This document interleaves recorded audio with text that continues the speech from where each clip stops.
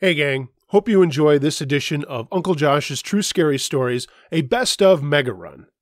One quick note, the winner of the t-shirt contest never got back to me, so I've chosen a new name.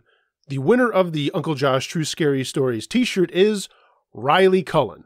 Riley, email me, unclejoshtruescarystories@gmail.com. I need to know your size and where to ship this t-shirt to. More t-shirt giveaways to come down the line. If you're interested in purchasing one, there is a link in the description below to my store. Of course, there's also a link to all of my social media. Please follow me there for updates on the channel. And if you feel so inclined to, subscribe, like, add a comment, and hey, maybe you even could become a patron of this channel to keep it going. For as little as $1 a month, you can make it possible. New fresh content is on the way, gang. Everybody stick around for that, but leave us not be hasty. Let's get it on with the best of Uncle Josh, Volume 3. It Was a Bad Idea. Submitted by Coral Princess. This past summer, my friend Jessica came over to my house to spend the weekend. We grew up together, but we were now attending different high schools, and I was going to the local public school, but her parents wanted her to go to a private school as she had gotten into some trouble our freshman year. Jess was not a bad person at all. She just made some bad choices with some people one summer. Even she agreed the move was good for her. She was really smart, and my high school was lacking in that department, although I do like it. This happened in Florida outside of a town called Coral Springs. We were in the summer before our senior year, and we wanted to make the most of our time together as we could. My dad was away on some business trip, and my mom was going back and forth about leaving us home alone. She had been invited to a get-together at my aunt's house a few towns over. I kept telling her we would be fine, but it took her a while to finally smile and just let us stay home. No boys, she said, is her only rule, and asked us what we wanted for dinner. We both wanted sushi, so my mom called our favorite place and went out and got it. Jess and I talked about what we were going to do that night and the rest of the weekend, and we planned on just calling some guys we liked that evening, but not having them over. Jessica said there was a school that did dances and stuff with her school, and she said I'd really like this one boy named Josh. Mom came back with our food, we ate, and then she left, making sure we'd be okay. It was only about 7, so we were sitting out by my pool, and Jessica called this guy named Bob, and they were chatting away, and I was playing on my phone waiting until we were going to call Josh. A little bit later, Jessica asked me if I'd ever heard of Live Me. I hadn't, and basically it's a video chat app on your phone, and you can live video with people. You can see who's near you and connect with them, and she said we should do it with Bob and Josh, as Josh was going over to Bob's that night. I thought, what the heck, and found it in the App Store and downloaded it. I wasn't totally truthful on the registration, and I rarely use my real name for anything like that online, but we were going to let the guys know what account to look for and vice versa. I used my neighbor's address instead of mine. We were giggling about funny stuff we could do, and I went and got some crazy wigs my mom and aunt had used for a Halloween party. They were these blue Egyptian-type wigs with long blue hair. On my way back, I thought of something wicked and grabbed 2 plastic cups and snuck some wine out of the box in the refrigerator. I had only had wine once before, but I thought maybe that it would make the night more fun. That was the first dumb thing we did that night. Jessica didn't even question me when I handed her a cup. She had been messing with my phone and said the guys were setting up an account too after she had texted them. So, it was finally getting dark and we were out on the lanai with our festive lights on, sipping the wine and thinking we were so cool. Jessica knew more about Live Me, obviously, so she took charge and was going to video me dancing around with the wig to surprise the guys. Right away, I was surprised at how many profiles were around my city. I mean, there were dozens of people using this app, males and females. I asked Jess if other people could see us and where we were and everything, and she said yes, but she'd never had a problem with it before. The guys found us, and I started goofing around, and they were laughing and commenting on my dancing and hair. I took the phone and started to interview Jess, and then put her on the spot about Bob and asked if she liked him. She screamed and tried to get the phone from me. I ran away and looked down at the phone and saw a comment that wasn't from the guys. It had a bunch of characters for a name, and it just said, "Love it when girls scream." I stopped running around the lanai and showed Jess that message. She responded with, "Go away, we're not talking to you." Jess then called the guys on my house phone and she told them about the message. Josh started doing a broadcast while those two talked, and I was laughing at him goofing off. I did another one with one of the filters to make myself look like a chipmunk, and again got a message from that same account. I like little furry things. Are you furry down there? I turned my phone off, told Jessica about it, and she hung up on Bob. "Oh, we need to report that and block that guy," she said. So that's what we did, and I had more wine and was getting a little lightheaded at this point. The guys called back, and Josh asked me to video again, and at this point I knew it was a bad idea, but I did another one anyway. This time another message came up and it said, "Don't you block me, you little bitch. I know where you live." I just about screamed and showed Jess again. She told the guys and we said we'd call them later. We again blocked this person and reported it. Third dumb move, we had more wine telling each other it would calm us down. Then I got a text on my phone. It said, "Where did you go?" I wrote back asking who it was, and after a minute a reply came back. "It's me." "Who is me?" I asked. "I want to lick your little chipmunk," was the reply. I felt sick and quickly blocked the number after showing Jess and telling her that she was a jerk for convincing me to do this stupid live me thing. I wanted to call my mom, but we were a little buzzy and I didn't want her to find out about that. So we just locked the doors and went inside and watched some TV to calm down. A little while later my phone rang and it was an unknown number. I didn't answer it, but a voicemail was left, so I played it on speaker. "Hey, little chipmunk. I'm coming over. Can't wait to see you. Ever been fucked so hard you've cried, chipmunk? I'm coming over. See you soon." It was this really creepy, deep voice, and I went pale. "We need to call someone," I said. "Who?" said Jess. I tried calling my mom, but it rang and rang and rang and then just went to voicemail. "Let's just let it go," said Jess. "It's probably someone just screwing around." After a bit, we settled down and started watching a movie. But at one point, I looked out my front window and saw a black minivan driving slowly by my house. It went under a street lamp, but I couldn't see inside it, and it was driving slowly, like someone was looking for an address. I got up and it drove away, but even as I stood there, it came back, still driving slowly. It stopped in front of my house, but then pulled across to the other side of the street, and a pizza delivery guy got out and took a pizza to my neighbor's house. I almost had a heart attack. Then my phone went off again, another unknown number. Jessica had joined me at the window, and I told her about the van and how I was freaking out. The wine had worn off by this time, but now I was just scared, and she could not get me to relax. My phone rang again, and Jess picked it up and said, "Leave us alone, you fucking freak!" There was silence, and then I heard a voice say loudly, "I'm here, chipmunk. Where are you?" It was then that I realized I could hear the voice, but not through the phone. I looked out the window, and there was a guy standing in front of my next-door neighbor's house, talking on a cell phone. Thank God the lights in my house were off, and I grabbed Jess and pointed out the window. She saw him in the shadows, too. He was short, had a beard, and was wearing a green military-type jacket, despite it being in the middle of summer in Florida. "You'd better leave," said Jess. "We already called the cops, and they're on their way." "You don't sound like my furry little chipmunk. Are you a furry little pussy? Hey, we can all play." I grabbed the phone from Jess, hung up, and dialed 911. I told the person on the line everything that was going on and where we were, but by the time they got there, the guy was long gone. The police asked us a lot of questions, and 2 cars drove around and around my neighborhood, but there was no sign of this guy. My mom came home just as they were leaving, and they talked to her and we told her everything too. She was glad we were safe, but said we should have called her, and no amount of telling her that we tried was convincing her. She immediately made me get rid of the app, and that was about the only time she was pretty pissed off, and telling me how stupid we were for using something like that.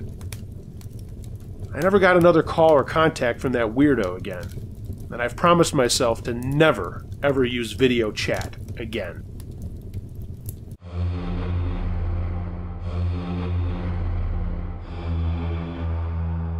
Creepy Hotel Phone Call by Summerchild11. I work the 3 to 11 shift at a seasonally driven hotel. In the off-season, which is October to May, we go from 2 people at the front desk each shift to just 1 person. I'm the supervisor, so I get stuck alone a lot.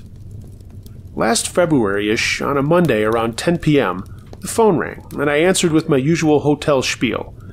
"Thank you for calling. How can I help you?" On the other end of the line was an Asian guy whose English was awful. He paused for a second before asking me something in Chinese or Korean or Japanese. "I'm sorry, sir, I only speak English. I can transfer you to reservations. They have translators." Click. The dude hung up on me. Now my shift ends in an hour, and I have a system down where I do all of my closing reports, count my bank, all that stuff to get ready to just get out of there. In the middle of counting my bank, the phone rang again. "Thank you for calling. How can I help you?" It was the same Asian guy. At this point I was a little annoyed, and I transferred him straight to reservations so they could find someone who understood what he wanted. Not 5 seconds after I transferred him, the phone rang again. It was the damn Asian guy, only this time in very broken English, he asks to talk to Cho. "I don't have a Cho who works here," I said. "Is he a guest with us?" The Asian guy is talking very fast to someone in the background when a younger guy gets on the phone. "I'm very sorry to bother you, but my father is confused. Who am I speaking to?" I'm getting more annoyed by the second. Is it time for me to go yet? "This is the name of our hotel. Who are you guys trying to reach?" I said. The son doesn't say anything for a second, and then I hear him speaking to his dad in the background. After a few seconds of loud, what sounds like arguing, the son comes back, apologizes for bothering me, and hangs up. Phone rings again. It's the son. "Look, ma'am, I'm really sorry, but I'm not trying to call you. We've been trying to call my dad's best friend Cho all night. He's had the same number for years, and we have never had a problem. Only the past couple of times it reroutes us to you." I tell him what our phone number is, and he tells me the number he's trying to dial. I recognize it as a cell phone number from my state, but it shouldn't reroute to my hotel. I get the son's number, tell him I'll try dialing Cho's number, and I'll let him know. So I dial up Mr. Cho, and instead of going to voicemail, it takes me to my hotel's extension options, where if you hit 0, you'll ring the front desk. Okay, this is getting weird. I call the kid back and tell him my findings. The Asian family is in a panic when the son tells me the reason why they need to get a hold of Cho. "Ma'am, I don't mean to freak you out, but Cho was fired from his job yesterday and he's been acting very strange ever since. This morning he texted my dad basically a suicide note, thanking him for being such a good friend and asking him to look out for his wife and daughter, and that he hopes they will meet again one day. Cho hasn't answered my calls since then.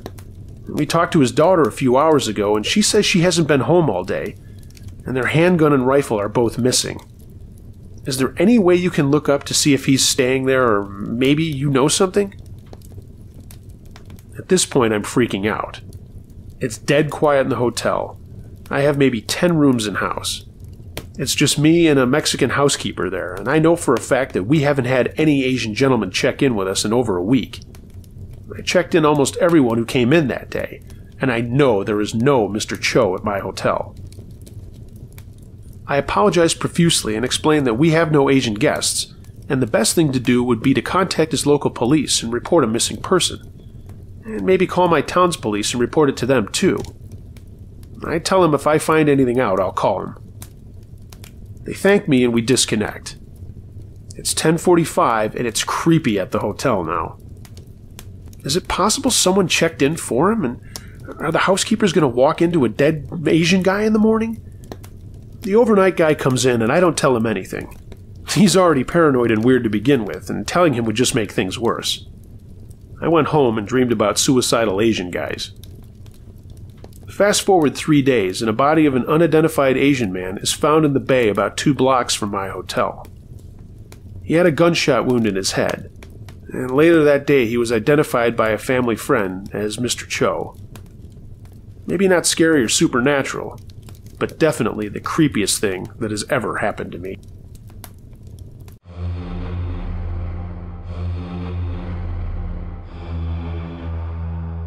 Something Stalking Me by the River. Submitted by Mario S. I'm going to rewind to July 2017. For some time, my friends and I have been talking about having a weekend getaway fly fishing trip. The planning for this began in late May, and it was supposed to be a total of 7 guys, including me and my dog Rhino, a Pomeranian chow mix. He's a small dog, but definitely a dog that can hold his own. He once defended a neighbor's dog from a coyote. As the weeks passed by one, the guys bailed out of our plans due to either their kids, their partner, or work. I had already taken the time off from work, so I was set as a few days before our trip came. Then, all of the guys had to bail out. So, it was just me and my dog. My mind was made up already for this, so I said the hell with it, I'm going alone. Now I live in North Georgia, and the plan was to travel northwest to a national park called Jacks River Falls. We'd all been there and knew all the trails, rivers, streams, hell, even where the moonshiners were. And we'd even helped with a few search and rescues, so we knew the area very, very well. For quick background, I've traveled to Thailand, Colombia, India, the Philippines, Mexico, and I've done expeditions in the jungles of those countries. That being said, I'm comfortable doing these adventures alone, and I'm also friends with the park rangers and fish and wildlife officers. I've been to this location numerous times over the years, camping, hiking, rock climbing, and fishing. So that Friday came, and I got off work at noon and raced home to pack. My gear consisted of my fly fishing gear, flashlight, tent with a bug net, small medical bag, and food and water to last me and my dog 4 days. I also had a satellite phone, cell phone, compass lighter, as well as my 6-hour 45 and a Ruger AR-15 attached with a scope and flashlight, along with 3 30-round magazines. The reason for this was I was once tracked by a mountain lion late one night, and man, hearing one at 3 a.m. in the middle of nowhere can really scare the hell out of you. Also, there's black bears, coyotes, bobcats, mountain lions, and hogs in the area, so all of this was for safety and worst-case scenarios. So I'm off on the road with my gear and dog and have about a 2-hour drive. The cell phone loses service before I even get to the park. The plan was to hike 4 miles in and just follow the river downstream for 2 days, and then 2 days back. I've been doing this for some time, and the guys knew about this area because I brought them all here before. There's a small check-in where visitors can get maps and souvenirs, so I stopped in there to chat with my friend Matt, who's a park ranger there, and after catching up with him and the rest of them, I went on. It was about 5:30 when I began my hike in, checking my gear to make sure I had everything while my dog ran ahead of me. Rhino will run up the trail and then turn around and glance if I'm still behind him, and then take off again. About 6:45 I got to the river and began to relax after some food for me and my dog. We then began following the river downstream after it thinned into a small stream and boulders, and this is where it begins to become more dense and thick with woods. Fast forward to the next day. My dog and I had crashed early to wake up early. I began fly fishing waist deep in the river while glancing at my dog, who was playing at the edge of the river. I lit up a cigar when my attention was interrupted by my dog going insane and barking in defense. He was facing across the river, which my back was facing, and I quickly spun to see only a small tree swaying back and forth. Not alert yet, and thinking maybe it was a bear or a deer, I shrugged it off. Rhino was still staring intensely, and out of the corner of my eye I saw him walk up the river, pause, walk a bit again, and all the while he was looking across as if he was following something or someone. I damn nearly got bit by him because I was able to come up behind him and surprise him by telling him, "Let's go." I almost had to pull him along as he was still looking across the stream with intensity. Thinking it was someone with a dog but still becoming aware of the situation, I quickly took notes to myself, longitude, latitude. At 9:30 a.m., I packed my gear and began trekking downstream, again with Rhino running off and looking back. Throughout the day, I cast my rod and caught a few rainbow trout, only keeping the ones of good size to eat. And this went on for the remainder of the day. When the sun sets out there, it gets dark really fast, and I mean very dark. I and anyone else who knows will tell everyone not to hike during the night. So I pitched my camp, lit a fire, then I cooked the trout that I had caught. The night sky was full of stars, and Rhino was away eating his food. Fresh caught fish is definitely recommended. 11 o'clock came and I decided to crash, so I put the fire out and crawled inside my tent. It only took minutes to fall asleep. I awoke. My dog was quietly growling, so I gently petted him and shushed him and dozed off again.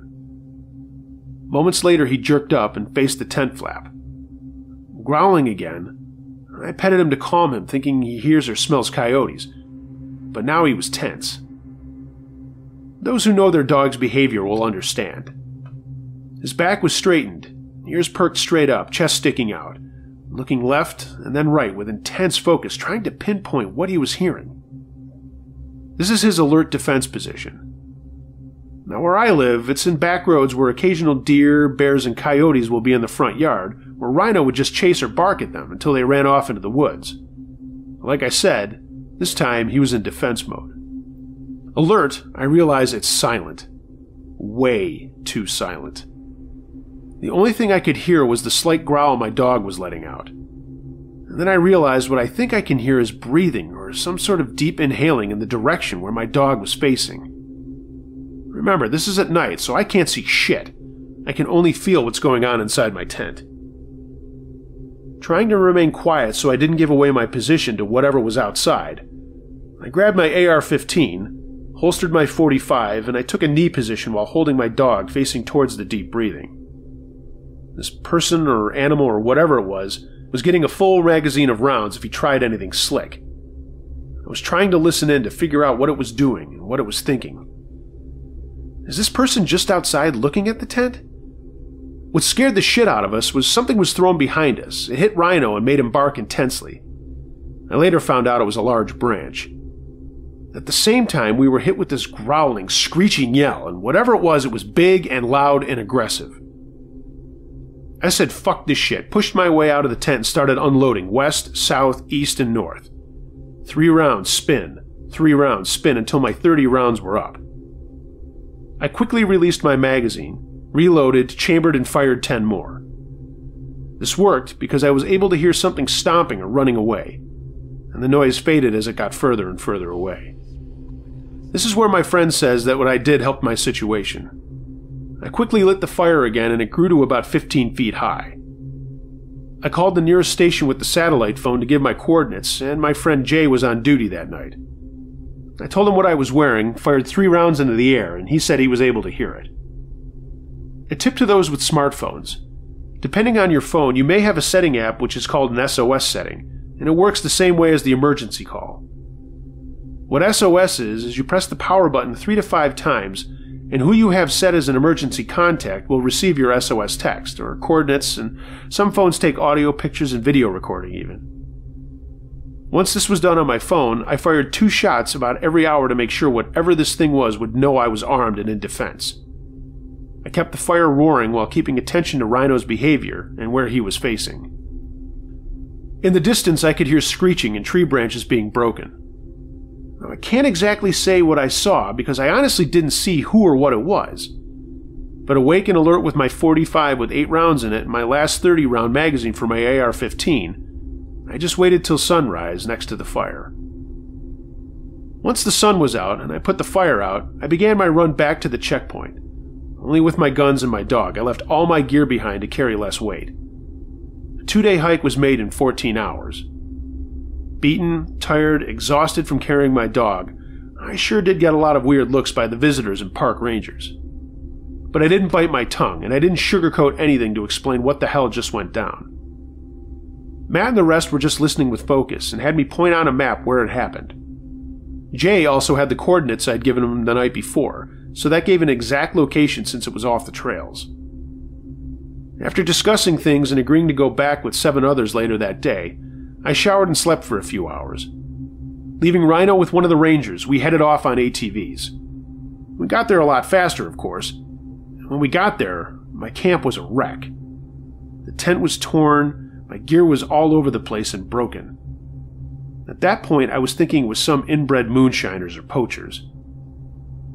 Matt pointed out the broken trees to the east and trails of blood leading off deeper in the woods.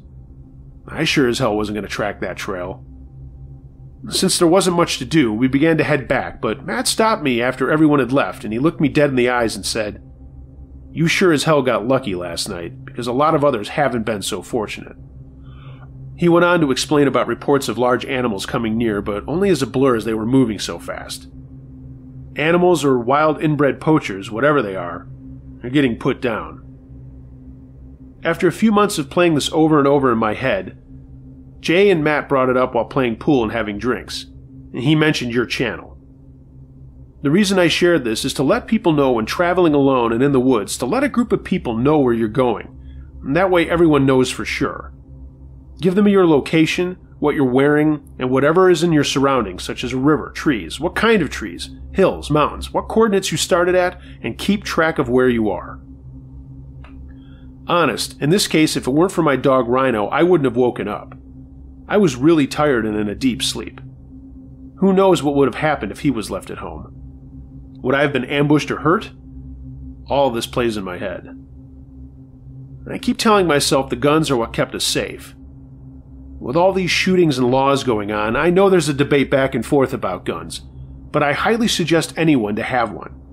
Train and practice your shooting and get comfortable with it, because this may be what keeps you and anyone else around you safe.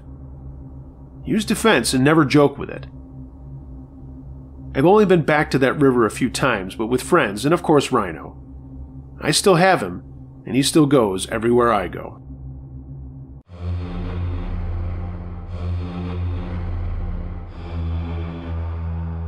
The House on Stella Avenue, submitted by Alice. My parents bought this house in the mid-'80s, and it was built in the '30s, and not much was done to the place. Upstairs wasn't finished, the floors were slats, and there was a small room in front. It had a wall with a doorway. We all knew it was once owned by bootleggers. My parents used it as a storage area, and one corner they had a small bed. Only people who lived there were my parents and one of my sisters. I visited Mom while Dad was at work, and she said she heard what sounded like two people talking back and forth upstairs during the day, and she was the only one home. She had told Dad, but he didn't believe in ghosts. Mom just carried on what she was doing. Now, when you entered the kitchen, to the left there's a little hall. The stairs went up around the corner, and I visited Mom another time. She said she'd heard a girl crying on the stairs. I sort of stood there, not quite believing, but I asked her, "What did you do?" And she said she had told her to shut up. And she did. Even my sister had an experience upstairs. Her bed was in that small room, and her bed was put against the window facing the street. Early one morning, she said, she woke up fast and was laying on her side, and she had both her hands together, but she felt a presence behind her. She said she fought the urge to turn around. It was like it wanted her to see him, her, it, and then an arm went around her shoulders and tapped her left hand 3 times. It was just all black like a silhouette, and anyway, she said she fell back asleep. On another occasion, I was downstairs in the far room facing the street.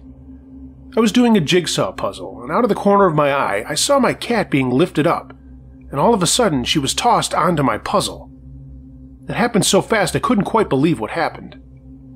The cat shot out into the kitchen, and sometime later, it was sitting on a kitchen chair facing the hallway to upstairs. I saw her fluff up like she was electrocuted, and she's part Persian. She was staring into the hallway, hissing, and then she took off. Well, I guess it was my turn. Now it was the early '90s, and I was having supper, and Mom asked if I wanted to stay overnight. The only place to sleep, though, was upstairs. There was a small bed near the little room my sister was sleeping in. She had still braved out her encounter. I remember it was February, and it was very cold out. Upstairs wasn't winterized, so it was cold enough to see your breath. Well, I put the light on in the hallway, and Mom waited for me to go up the stairs and get in bed, and I had to yell down to her to shut the light off. When you walked up the stairs, there was a window with no curtain on the right. The moon was very bright, and it shone into the room. I thought it was odd, but it still was a neat thing to experience. I fell asleep in bed, and some time later, my eyes popped open. Why I was like that, I don't know. So I'm still laying in bed, and I could turn my head to the left or right, but I couldn't move the rest of me. I noticed the moon still shone brightly, so I turned my head to the right, and there was an apparition standing there in front of the doorway to the small room my sister was in. Well, my brain computers what I was seeing, but the logical part was refusing what I was seeing, and I kept telling her to go back to bed. She was in silhouette and had on a granny nightgown, full sleeves and down to her ankles, and she had very long hair. As I said, the moon was very bright, and when it was on her, it just showed one side, and she was all white, and the other half was in black. No facial features at all. I kept saying to what I thought was my sister, "Go back to bed." I repeated it a few times, but she didn't move. She just stood there. Again I said, "Go back to bed." Well, the apparition stood there looking at me, and she glided up a foot, still looking at me, glided over near the window, bent down and picked up a blanket, I thought, and still looking at me. I just couldn't come to grips with what I was seeing. Again I said, "Go back to bed." At that she straightened up, glided over to the side of my bed, bent forward, and again I couldn't make out any facial features. Her face was about 2 feet from mine. I grabbed my blankets and put them over my head, still saying, "Go back to bed." I was screaming at this point. Then I felt arms over my face. I felt the pressure, and I thought I was going to die. It felt like a real person was doing this. But then it released its hold, and I tossed the blankets off my face, still laying there. She glided back to her original position, and again I said, "Would you go back to bed?" And at that moment, my sister in the other room said, "What?" When she said that, my heart took off. My adrenaline kicked in and I shot out of bed. But what creeped me out the most was, in order to go into my sister's room, I had to go past this apparition. And as I ran past, I felt her elbow brush my shoulder. My sister said she heard me say, "Get back to bed" a few times, but I thought I was dreaming. I just sat on her bed shivering, my teeth chattering, and I was shaking like crazy. By the time I sat down on my sister's bed, the apparition was gone. When I got under control, both of us went downstairs and told my mom. She had heard me yelling too. Shortly after that, we had Mom get the house blessed. My mom and dad have since passed, and the house was sold, I think, around 2010, but when we had driven by a few times, it had been put on the market at least 4 other times since. I sometimes wonder if any entities are still there, but I guess I'll never know.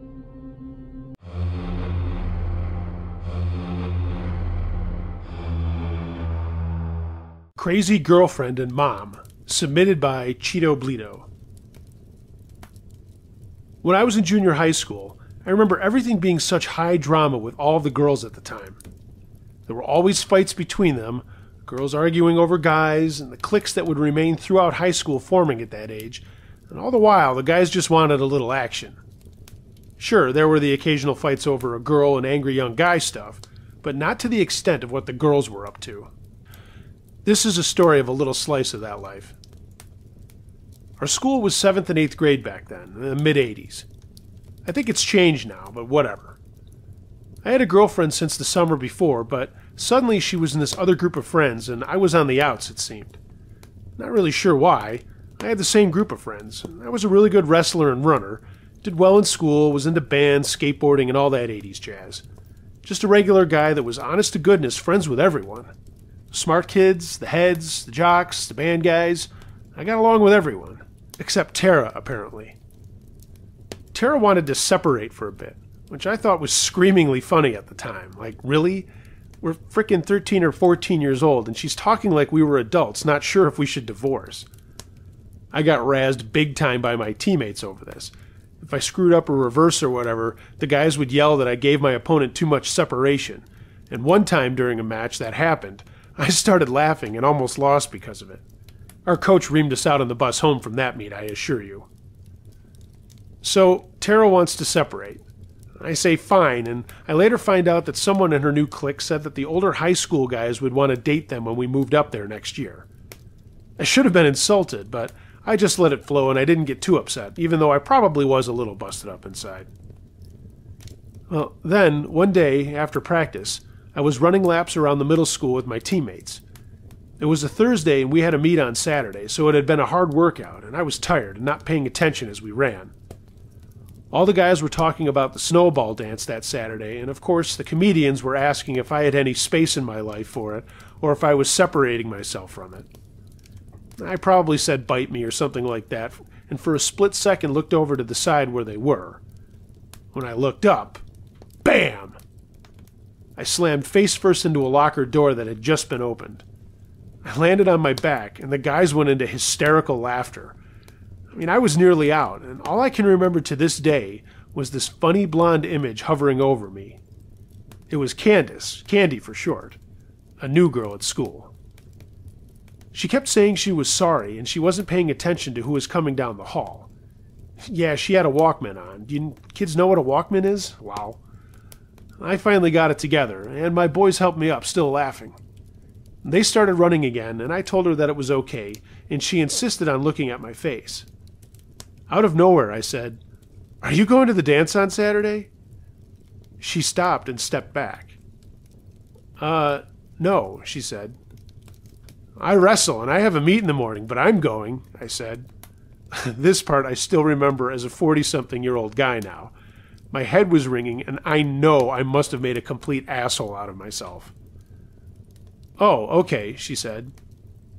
"Do you want me to go with you?" I asked. "Yeah, I said that, Mr. Smooth.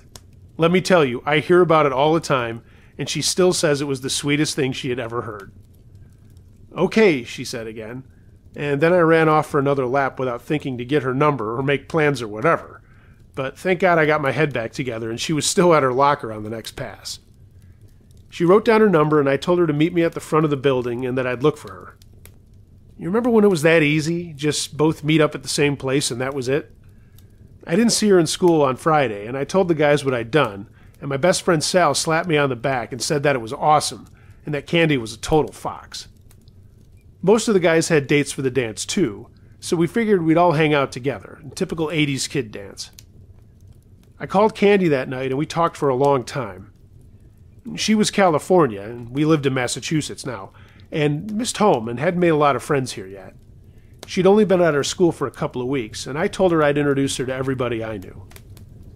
The next day at my meet, I was surprised to see her in the stands. Anyway, I won my match and was all set for a nap and the dance. It was super cold out, and everyone was waiting outside of the doors to the school and waiting for them to open. We were just goofing around with the guys. Candy came up, and I introduced her to everybody. We finally got inside, and the guys did their thing, and the girls did theirs. But Candy and I grabbed 2 chairs first, too scared to dance.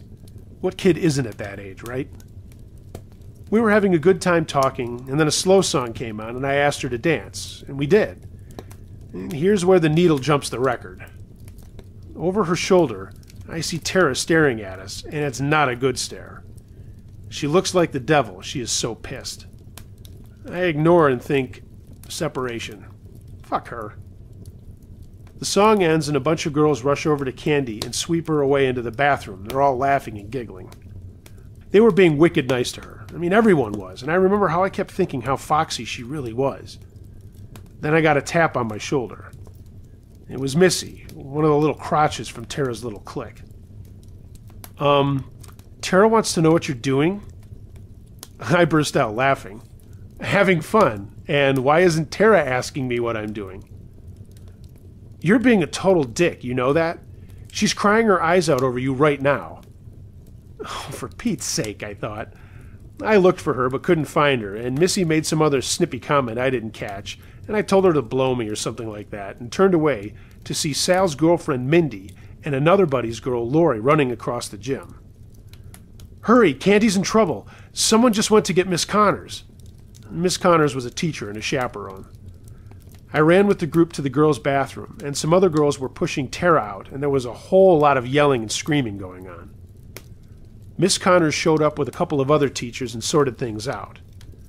Tara had jumped Candy and tried to smash her head into a mirror in the bathroom, and then pushed her down and started kicking her. The people dragged Tara away, and she was yelling that Candy was dead and yada yada yada.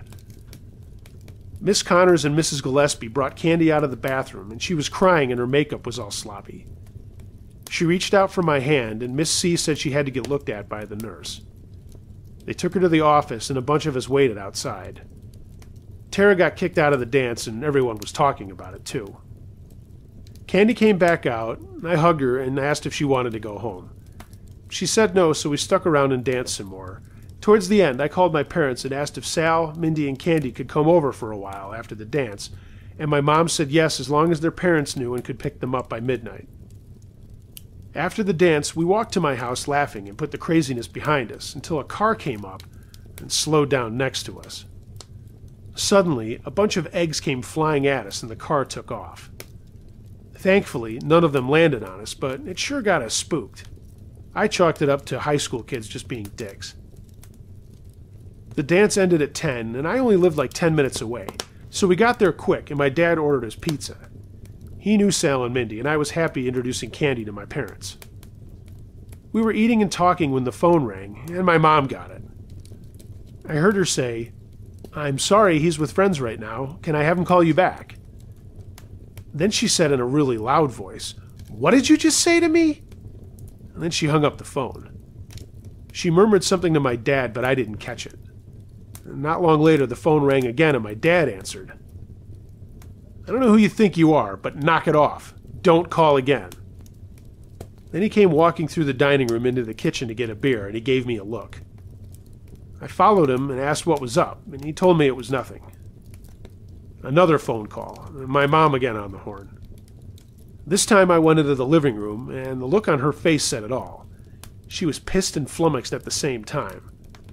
My dad grabbed the phone out of her hand, saw me, and pointed for me to leave, and then dialed what I found out later was the police. I went back to my friends, and about 15 minutes later we heard pops or something like that coming from the front of our house. Then there was a crash of glass breaking, and my dad yelled out something. We all jumped up and ran into the living room, and my dad was running out onto the porch yelling, "Get the hell out of here!" and "What the hell is wrong with you?" Then we all saw the cop car lights and spotlights were turned on to the snow in our front yard. Tara and her mom were in my front yard and had thrown toilet paper in our bushes and were now throwing eggs at our house. One had hit a window and broken it. Hard to believe who was throwing eggs from the car earlier. I'm surprised I didn't recognize it as Tara's mom's car. Anyway, the two psychos were stuck between my dad and the cops and were caught egg-handed. Tara and my mom were put into a car while my dad talked to the officers, and then they also asked me what I knew, and I told them about the separation thing. The cop, I can't remember his name, just laughed and shook his head. By now, my mom had called my friends' parents, and they were all coming to get their kids. I had a quick makeout session with Candy and asked her to be my girlfriend, and she said yes. This is our favorite story, as the only time we quote-unquote were separated was during college, and we did get married afterwards. Outside of me smashing my face in her locker door, this is her go-to story with our kids, telling them that their daddy was into bad girls until I met her. As for Tara and her mom got arrested for being wasted, and I mean wasted that night, and she had encouraged Tara to get into this mischief. It was all her idea. They moved away, and I never heard from Tara again. I know the story isn't super scary, but it was crazy for this to happen to kids. I mean, what kind of mother does shit like that? I can't imagine what Tara's like now if she's anything like her crazy mother. Peas in a pod, I guess.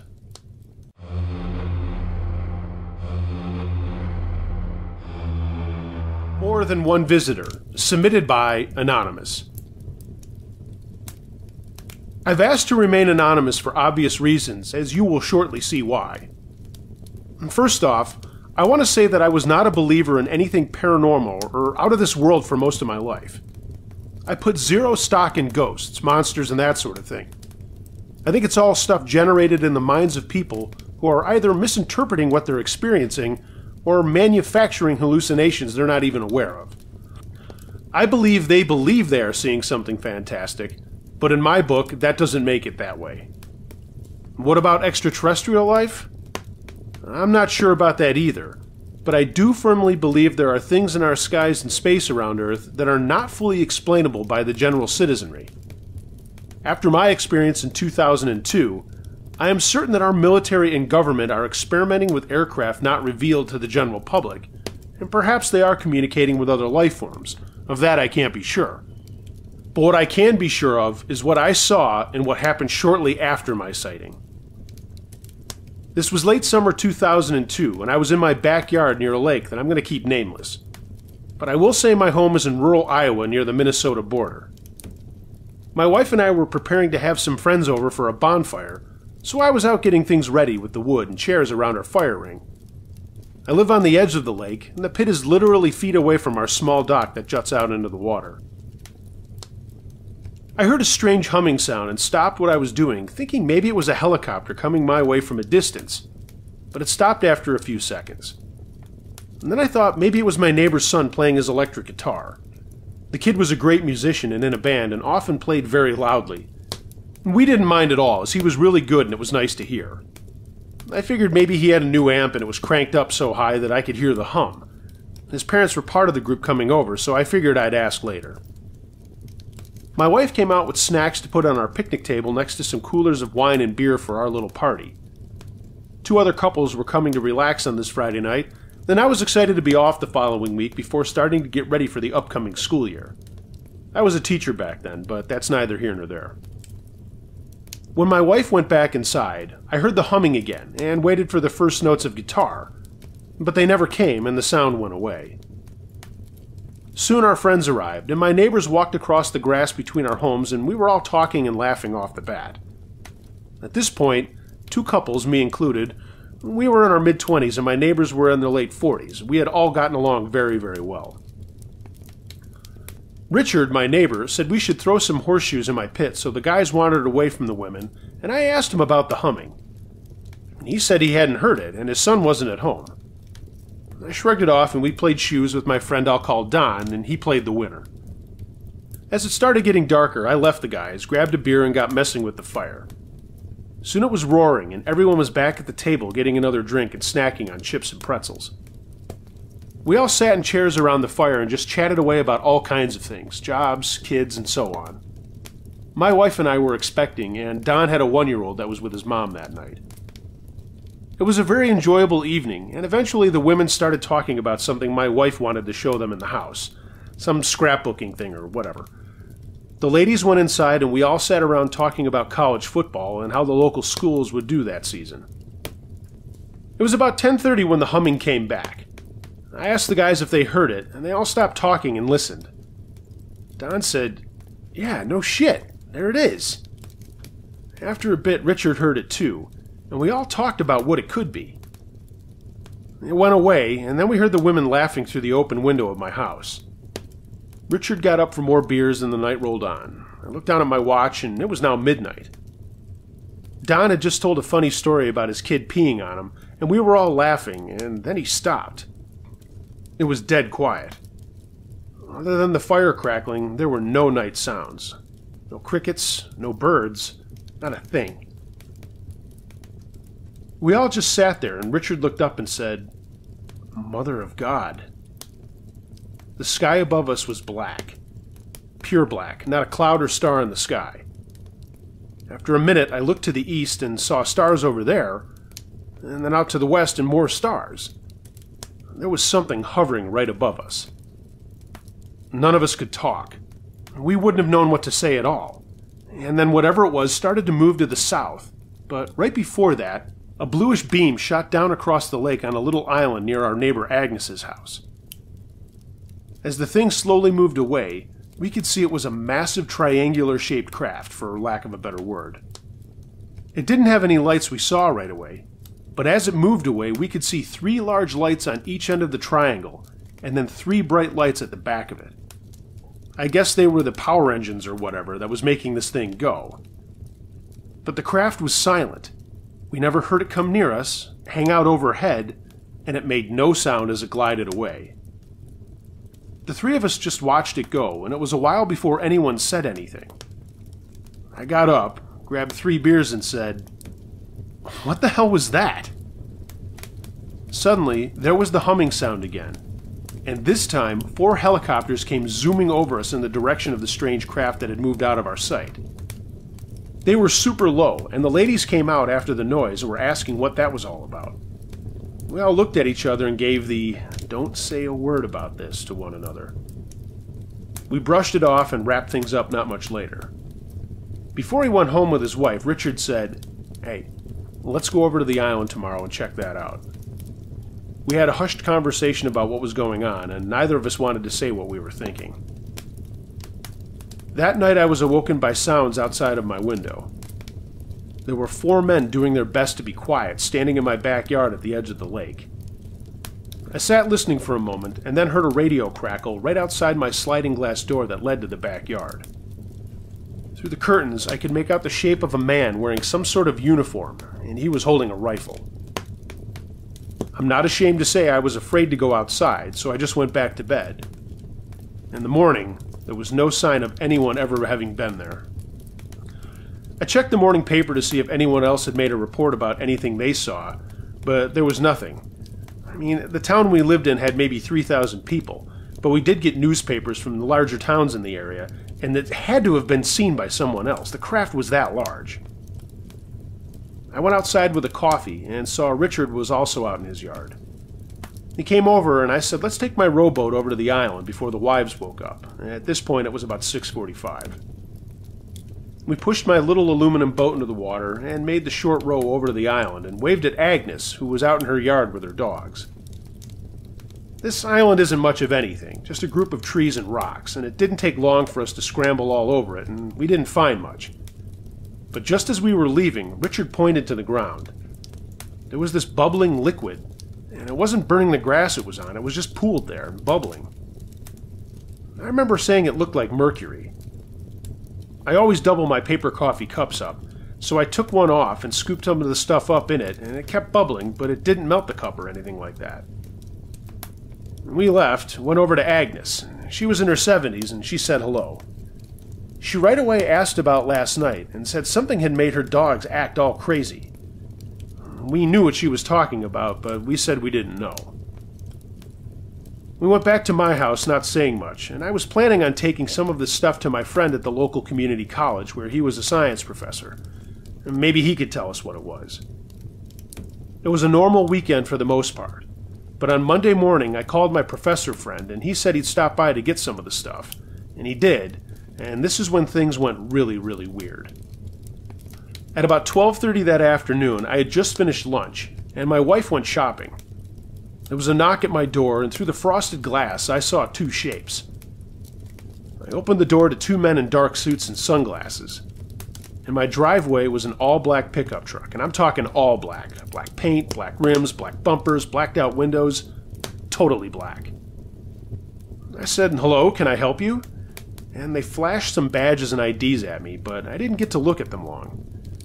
They asked me if I saw anything unusual on Friday night, and I was honest and told them yeah. My friends and I saw this weird craft in the sky, and then some helicopters chasing it. They asked if I had told anyone else what we had seen, and I said no. One of the guys started to get pushy, and I asked them who the hell they were. I got the what I would find out would be standard, "We're here from the government, we're here to help" nonsense. They kept questioning me, and then I started to feel lightheaded and angry. They asked if I had noticed anything strange around my yard, and I said no, which wasn't a lie. I was getting tired of these guys, and suddenly a belligerent guy said, "We know you picked something up off the ground. If you don't hand it over, we'll come back with a court order and tear your place apart." Now I wasn't scared. I was pissed off. I told him to eat a bag of shit and go ahead and get a warrant, but to get the hell off my property until then. I shut the door in their face, and they stood there for a little while, then went to their truck and pulled onto the road. Then they just sat there staring at the front of my house before driving off. I ran down to my basement and took the cup with some of the stuff in it and poured it into a plastic container with a lid and screwed that on. I went out to my little dock and slipped it underneath a plank with some duct tape on it to hide it. Then I went over to Richard's house and told him what had happened, and that we might be in trouble with someone. He looked at me wide-eyed but said nothing. For good measure, I called the local sheriff, whom I knew, and said he'd never heard of these guys, and to be wary of some kind of scam. My wife came home, and not long after she came home, there was another knock on the door. It was those guys again, but now there were 4 more and another truck, and plus my sheriff friend was with them too. One held up a piece of paper that looked legal, and all of them barged into my house. The sheriff came in and looked at me and raised his hands in a "I don't know what to say" gesture. I sat down in a chair with my preggo wife on my lap, who was crying and asking what was going on. For 2 hours, these guys tore through my house. They held up a pair of shorts and a polo shirt and asked if I had worn them on Friday. I said yes, and they slipped them into a bag. Then one guy came in from outside holding my coffee cup that once held a silver liquid, and he handed it to the belligerent guy. "Didn't pick anything up, huh?" he said behind his sunglasses. I told him, "Look, you got what you wanted, now get out of my house." The guy looked at me one more time and warned, "Leave this alone." He stared at me for a long time, and then they all left. My wife was crying and asked me again what had happened, and I told her the whole thing more slowly. Not long after, Richard and his wife came over. They'd also had a visit, and they also took his clothes that he had worn on Friday night. 3 times being the charm, Don called. Same thing. I invited everyone over under the auspices of a hot dog dinner, and they agreed. We sat around my kitchen table with a couple of beers and told our wives again about what we had seen while they were in the house. Then Richard looked at me. "Hey, what about Jerry at the college?" I got up and called my buddy at home, but Jerry acted like he didn't know anything I was talking about. He said he didn't remember me seeing him, and that I never gave him a sample of anything. No matter how much I talked to him and said, "Jerry, cut the shit, you know what I gave you," he said, "Sorry, man, I can't help you. I don't have anything." I hung up and told everyone what he had said. So I let it go. A couple of days later, I went out and threw out the liquid I had saved and put the whole thing behind me. None of us ever told anyone else what we had gone through that night, and I don't think we ever will, except for me sharing this story. I'm not going to say we were visited by the men in black or whatever, but someone did come to my house and go through all my stuff right after I saw something strange in the sky and picked up something weird off the ground. Whoever those guys were, they don't have a reason to ever come back and visit me, and to be honest, I don't ever want to see them again.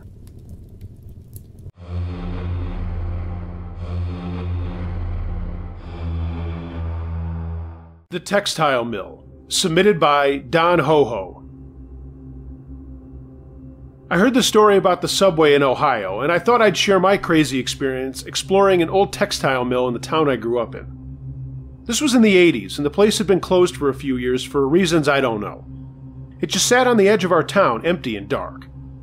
Everybody knew it was off limits, but that never stopped people from going in there and partying and screwing around. I had been inside with my brother and his friends a couple of times, but I had never been in there with my little gang of friends. One summer evening, we were doing the usual kick the can and were planning on playing a flashlight game called Gestapo. I grew up in Massachusetts, and this summer it was really hot. We were all kind of just sitting on the lawn of my friend Kelly's house. There were 5 of us, and we were waiting for another group of guys to show up to play the game, but they never did get there. It was just getting dark, and a guy we called Taz brought up the mill. Kelly, Riley, me, and Joe were all 12, and Taz was 13. He said screw the game and that we should go check out the mill with flashlights and how fun and scary it would be. We knew we weren't supposed to be in there, but this was right at that age where we were all kind of pushing the envelope with our parents, smoking cigarettes and stuff like that.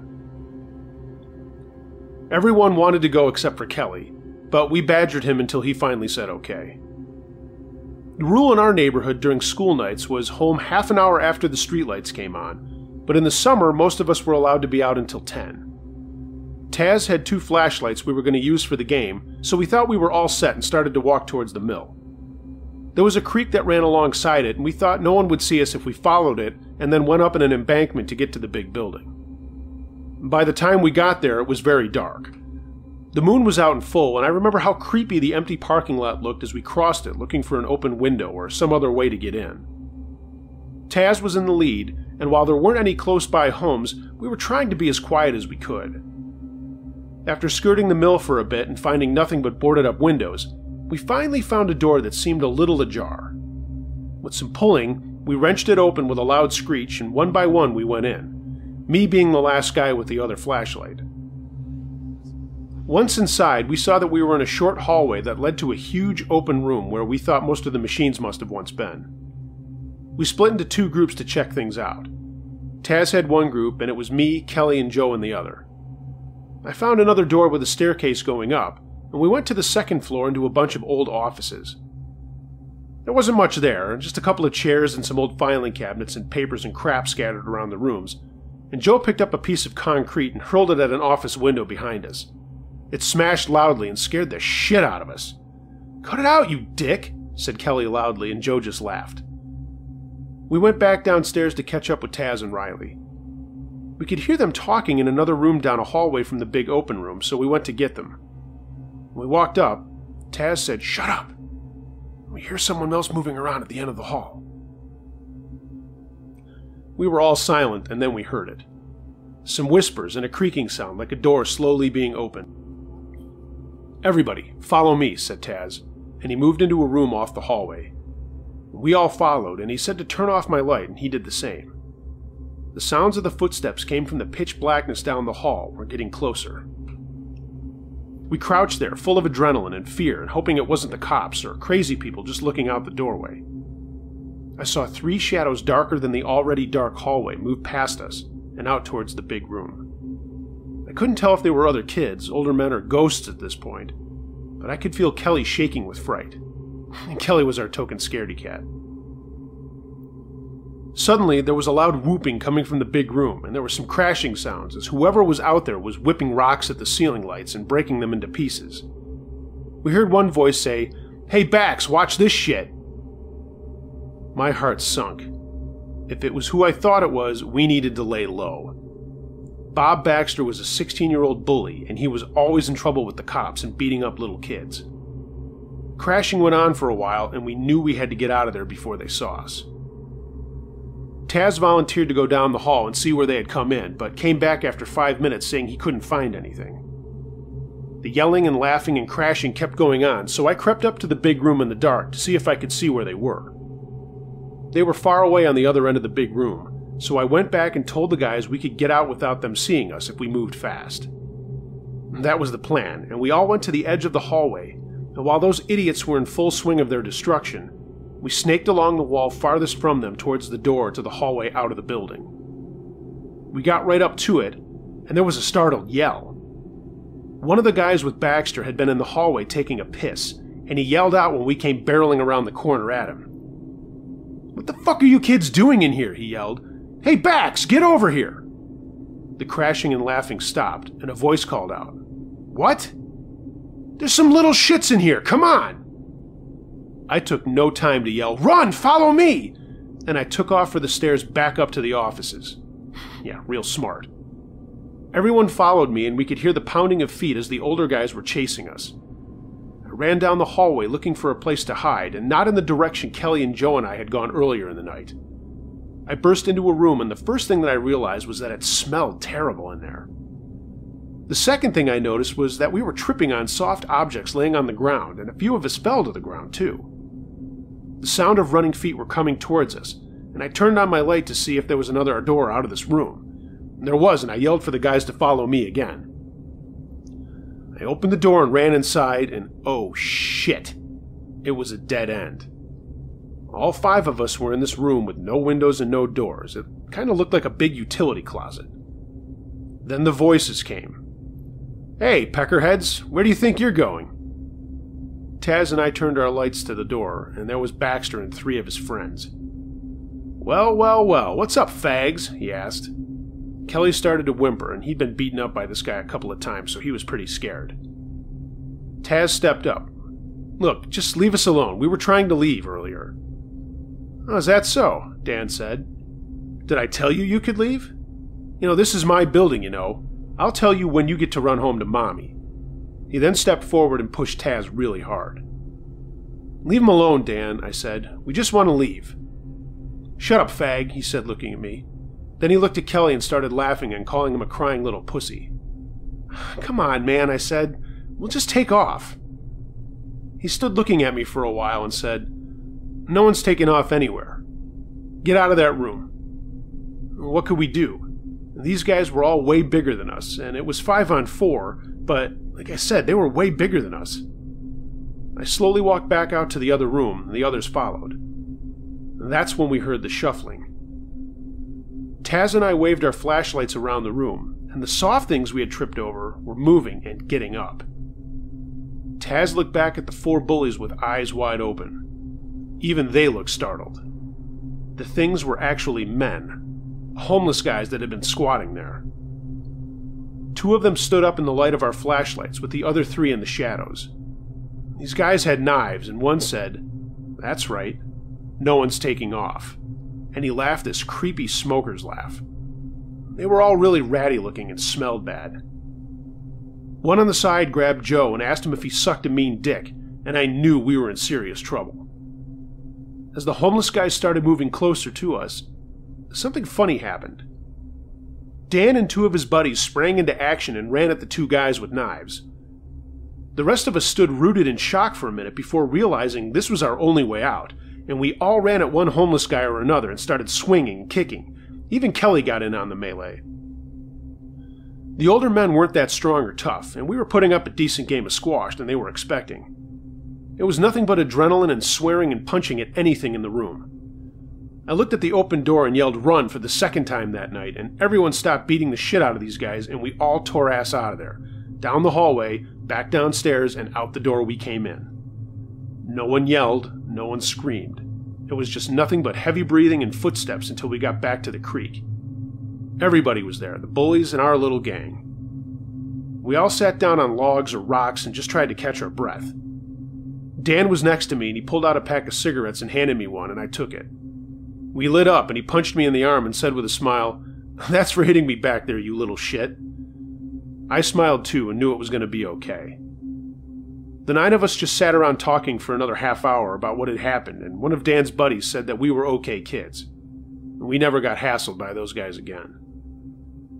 In 2012 or somewhere around there, I was visiting my parents at the holidays and went out to a bar with my older brother. There at the bar was Dan Baxter, looking much older than he should have. I went over to him and introduced myself, and in his alcoholic stupor he didn't recognize me. I asked him about the night in the mill, and he broke into a huge smile saying, "Oh yeah, that's right. I still owe you for that punch, you little shit." We had a Boilermaker, and I said goodbye, and that's the last I ever saw of him. I'm glad he remembered, because that was one scary night for all of us. Who knows what would have happened had we not fought back. Good times, man. Scary, but good times.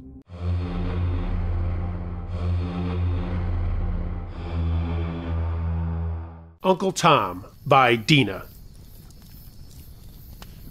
For several consecutive summers, my friend Tristan worked in a summer camp in upstate New York. The camp catered to children with disabilities, mental and otherwise, but there were also some non-disabled children there.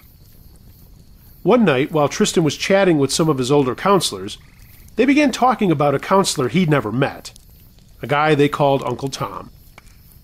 Uncle Tom had worked as a counselor during the late 70s, and he was much loved by the children there, but very eccentric. He was known for wearing pajamas all day, bathrobes, even a graduation gown complete with mortarboard and tassel. At first, they all thought he just did it to amuse the kids, but they later found out that he dressed that way year-round. He was also an amazingly talented cellist. A charcoal portrait of Uncle Tom done by one of the children still hung at the camp when Tristan was there. Unfortunately, Uncle Tom had emotional problems that no one knew about. One summer, just before all the children were about to leave, he attempted suicide in one of the cabins. Luckily, someone came looking for him and got him medical help before it was too late. And that winter, Uncle Tom was in and out of psychiatric institutions. By summer, however, he seemed to have really gotten his act together and was allowed to return to the camp. His recovery was short-lived. At the end of the summer, he attempted suicide again, and this time he succeeded, hanging himself in the same cabin he had used the year before. The children were scheduled to leave the following day, and the other counselors managed to cover up what had happened. By the time Tristan began working at the camp, the head director had firmly told all of the counselors that they were not to speak of the incident, or of Uncle Tom at all, in general, as it would scare the children. That year, they started off with a fresh crop of children who knew nothing about Uncle Tom, and the summer went well. Well, until just before it was time to leave.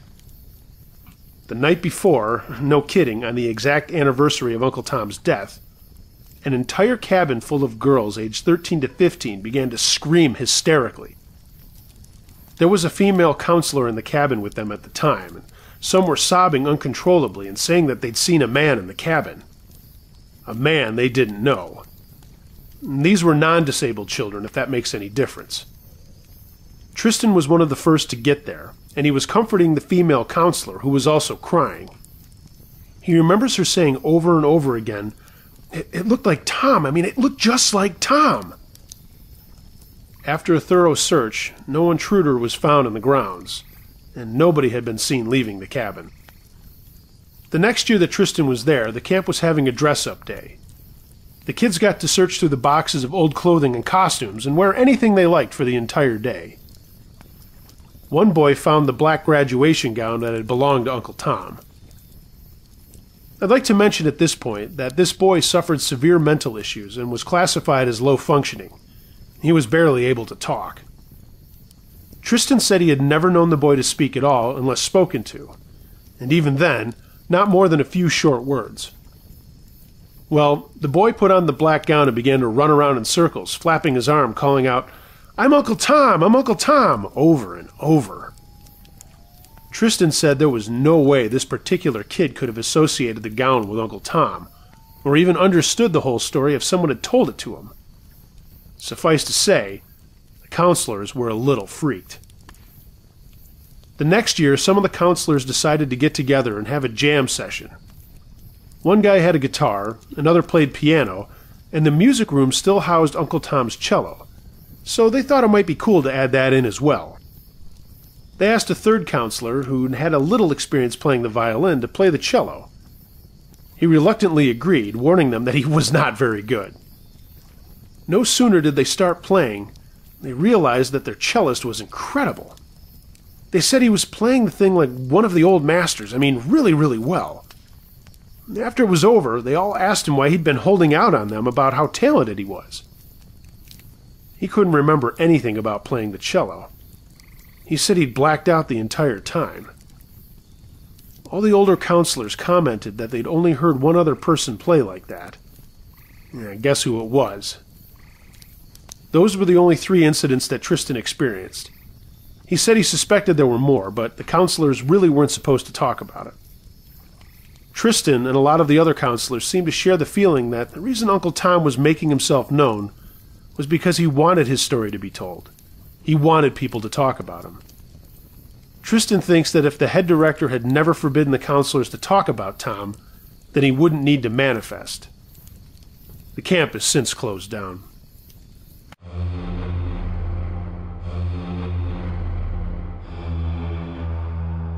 Hirata. Submitted by Sickle241. This story is 100% true. Sorry it's long, but I've never told anyone, and I'm sharing it to get this off my chest. This happened to me right after I graduated from college. I was looking for some adventure, and while I knew I could get a job at my uncle's business in sales and marketing, I thought that would be boring. I wanted to do something crazy. I could settle down with that stuff after a trip or something. I had saved some money, had recently broken up with my girlfriend, and that's a story in and of itself, and I went online looking at places I could travel. I chose Japan as it looked awesome. My uncle had some business contacts there, and he said they'd probably be happy to help me out and show me around, so I asked him to let them know I was going to visit. The flight was long, but I was excited, and it was even more exciting being on my own for real for the first time.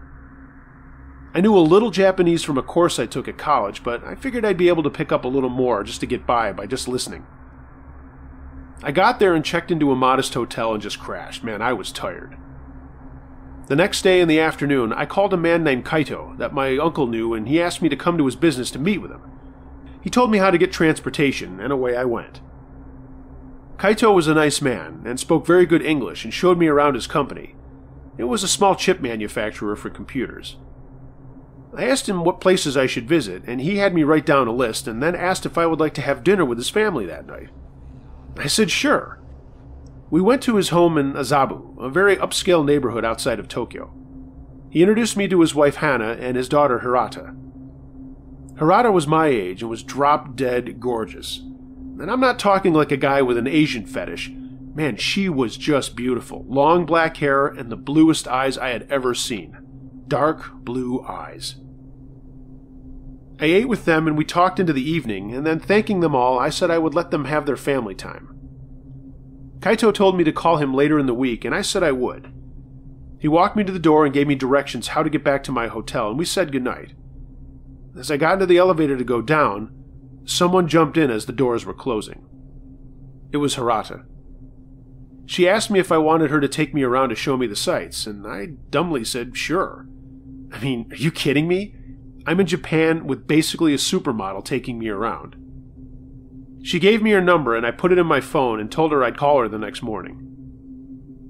The next day she came to my hotel and I met her in the lobby. We probably looked odd on the street together, me being a 6-foot white guy and her being a 5'5" little sprite. We went to so many places that first day, museums, markets, you name it. We had lunch and talked about what we wanted to do with our lives, and she was studying business to one day take over for her father. The next few days were more of the same, but I noticed every day she was doing more and more to be closer to me. Day 2, she held my hand everywhere I went. Day 3, she wanted her arm around me at all times. I'm not going to lie and say I didn't like it. On the 4th day, we were in Shiba Park, not far from her house, and we kissed. I thought that was something very taboo in Japan, and I'd heard PDA was very looked down on. She only laughed and said it was okay because I was an American. I was falling fast and hard for this girl. I met with her father again that next Friday, and he took me to another business friend of his to get me some more exposure. He was younger than Kaito, and only a few years older than me. We toured his building, and he asked me how I liked Japan, and I said I loved it, and that Hirata was showing me everything. At this he frowned a little and said, "Hirata?" I said yes, and he looked at me for a minute before saying, "Be careful." I asked him what he meant, but all he would say was, "Just be careful." That night I got a phone call from Hirata. She was going to a party and asked if I wanted to go, and I said sure. She told me she and some friends would pick me up around 8. There were 6 of us crammed into this tiny car. Hirata sat on my lap, and I could tell that she had already been drinking, but we were just laughing, and her friends were very nice and asked me all kinds of questions about the States. We got to the party, and it was in a pretty posh building on the top floor. Drinks were flowing, and I was having a good time, despite not really understanding what everyone was saying. Hirata kept me close, but told me she had to check on a friend, and to stay where I was on the balcony. I was a little saucy looking out at the city and thinking about how much fun I was having. But after a while, Hirata didn't come back. I looked at my watch, and it had been like 20 minutes, so I went looking for her. I finally found her in a bedroom. On the bed was a mirror, a razor blade, and a whole lot of coke. Hirata was sitting on a chair with powder under her nose, and she looked like she was going to be really hyper. She was. When she saw me, she jumped up, ran at me, and dragged me to another room and then jumped onto me. I fell back onto a bed and we started going at it pretty hard and heavy. I knew she was coked out of her mind, but I was entranced, I guess you would say. We stopped fooling around when she said, "Wait, not here. Do you want some?" I shook my head. Beer was all I wanted. I knew she was asking about the coke. "Let's go back to your place," she said.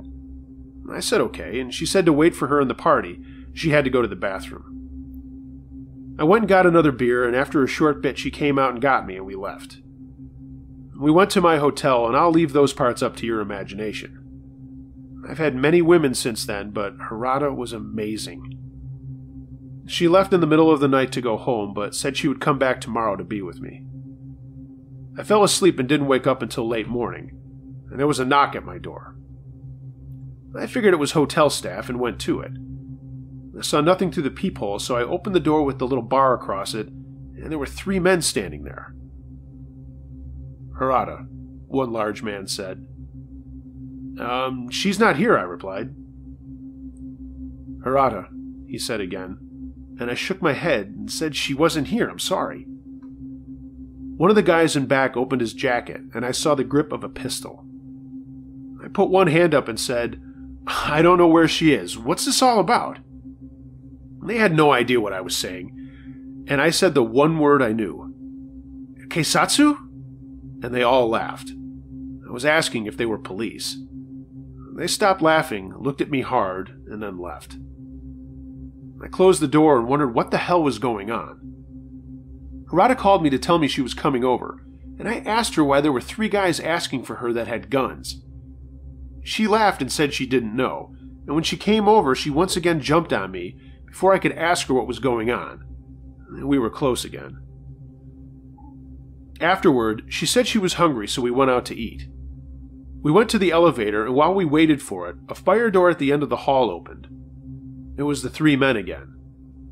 They saw us and started to run towards us, and just in time the doors opened, and Harada pulled me in, and the doors closed just as the men reached it. We went down the 5 flights and burst into the lobby with Harada pulling me along, yelling, "Hurry, hurry," in Japanese. We ran out of the building and up a street, but I noticed another man at the door of the building give chase. She pulled me into an alley and we ran between buildings until we were on another block.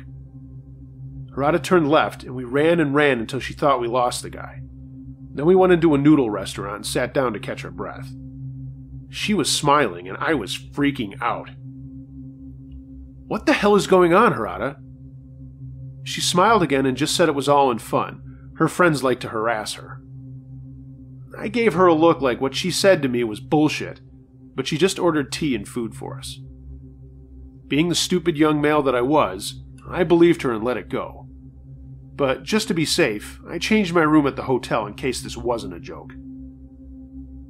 We spent the rest of the day together before she went home again. The next morning she showed up at my room very early and asked to come in. I said of course, and again we spent the day together after having sex. It was late in the afternoon when we went out to eat. I got the feeling we were being watched. Suddenly, I got a tap from behind, and when I turned, it was one of the guys from before. Harada turned and kicked him in the knee, and again told me to run and hurry. Another chase was on, but up ahead were some other guys, so Harada yanked me into the busy street and we began dodging cars. I was almost hit more than once on our dash across the street into a park. We kept running, and I could hear men behind us yelling and calling out, "Harada! Harada!" I told her we needed to stop, that this wasn't funny. She just screamed at me to run, and somehow we made it back to my hotel.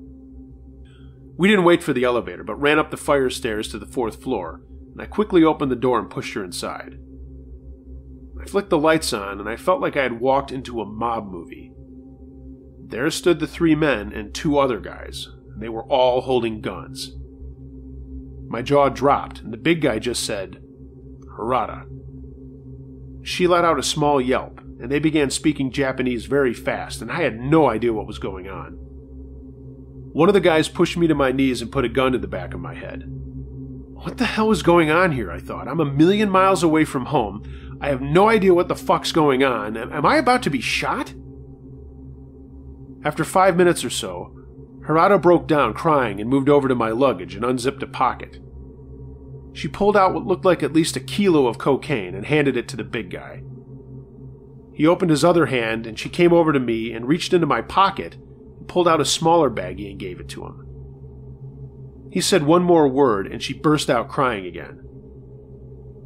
I was tired. I loudly asked what the fuck was going on, and all Harada said to me was, "This is his cocaine, and I don't have all of it, so I have to go with him." Even with a gun to my head, I said no. I reached into my pants pocket and pulled out about 54,000 yen, maybe $500. I reached out to the guy and he looked at me for a long minute, waved at the guy with the gun to my head and walked over to me. He took the money, nodded at me, and they all left. Harada was still crying, and she crawled over to me saying she was sorry, so sorry. I didn't know how to feel. This woman had almost gotten both of us killed. She put her head in my lap as I collapsed against the wall, shaking and breathing heavily. Eventually, I picked her up and put her on the bed and laid down next to her. We made love one last time, and when I woke up the next morning, she was gone. I called her phone and there was no answer, and when I called her house, Kaito said he didn't know where she was. She never came home. I was due to fly home soon, and what was once an awesome trip had turned into a total disaster that had me more scared and scarred than anything else. I went to Kaito's home before leaving, and Hirata was still not back. He and his wife were both distraught, and I told him I would stay in touch with him. It's like they had no idea who their daughter was. A coke fiend messed up with a bunch of gangsters. When I got on my flight, I took off my jacket and a piece of paper fell out of my pocket. On it were Japanese letters, and I asked the stewardess what the letters meant. Watashi wa anata, or Washura Narisho, which meant, I'll never forget you.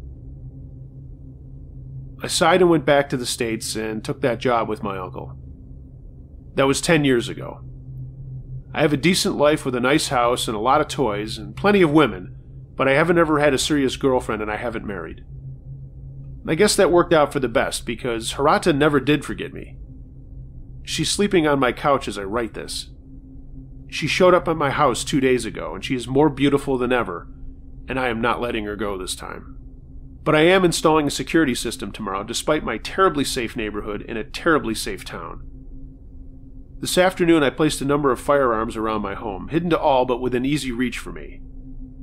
I am crazy about this gorgeous woman, but I have a feeling sooner or later there will be a knock on my door and it won't be for me. It will be for Hirata. Uncle Josh edit. This story came in late for the Valentine's special, but the author put in a long time to share it, so there it is. He also sent me a picture of he and Hirata, and she is beautiful. I did a reverse GIS and came up with nothing, so I'm inclined to believe he's telling the truth. Beautiful or not, I'd never want to live my life in that kind of fear. Good luck to you both.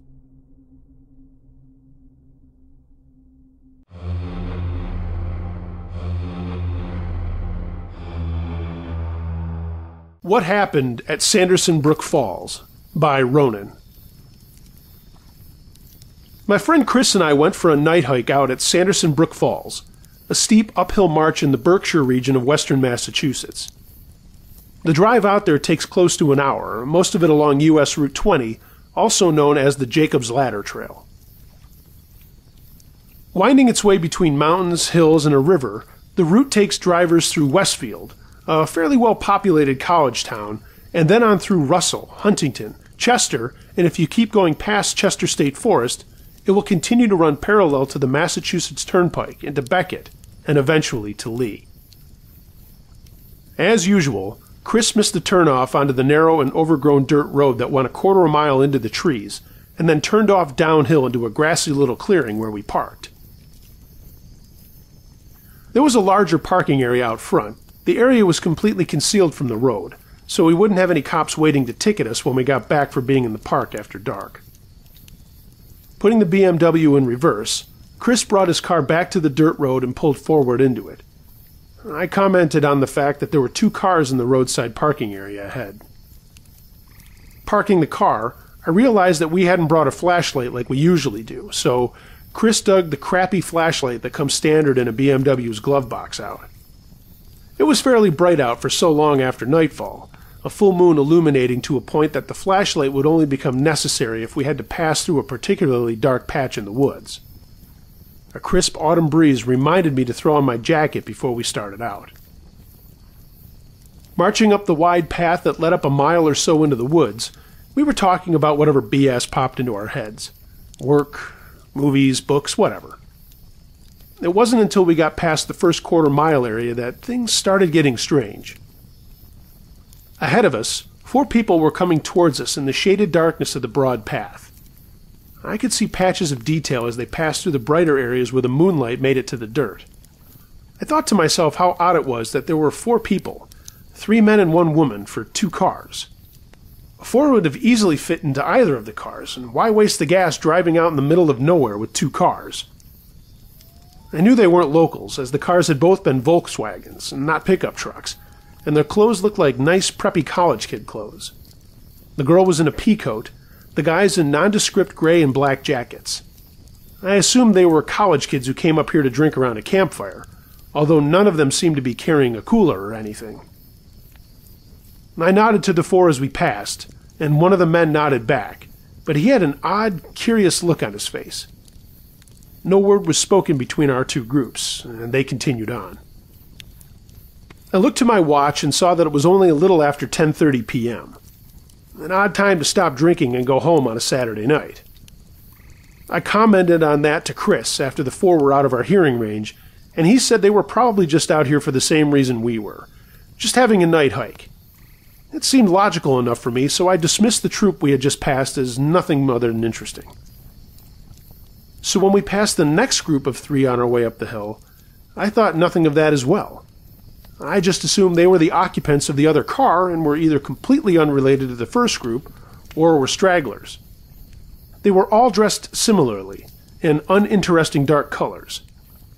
The three were all guys, and as they passed, one of them asked us what time it was. I told him, not stopping as I did.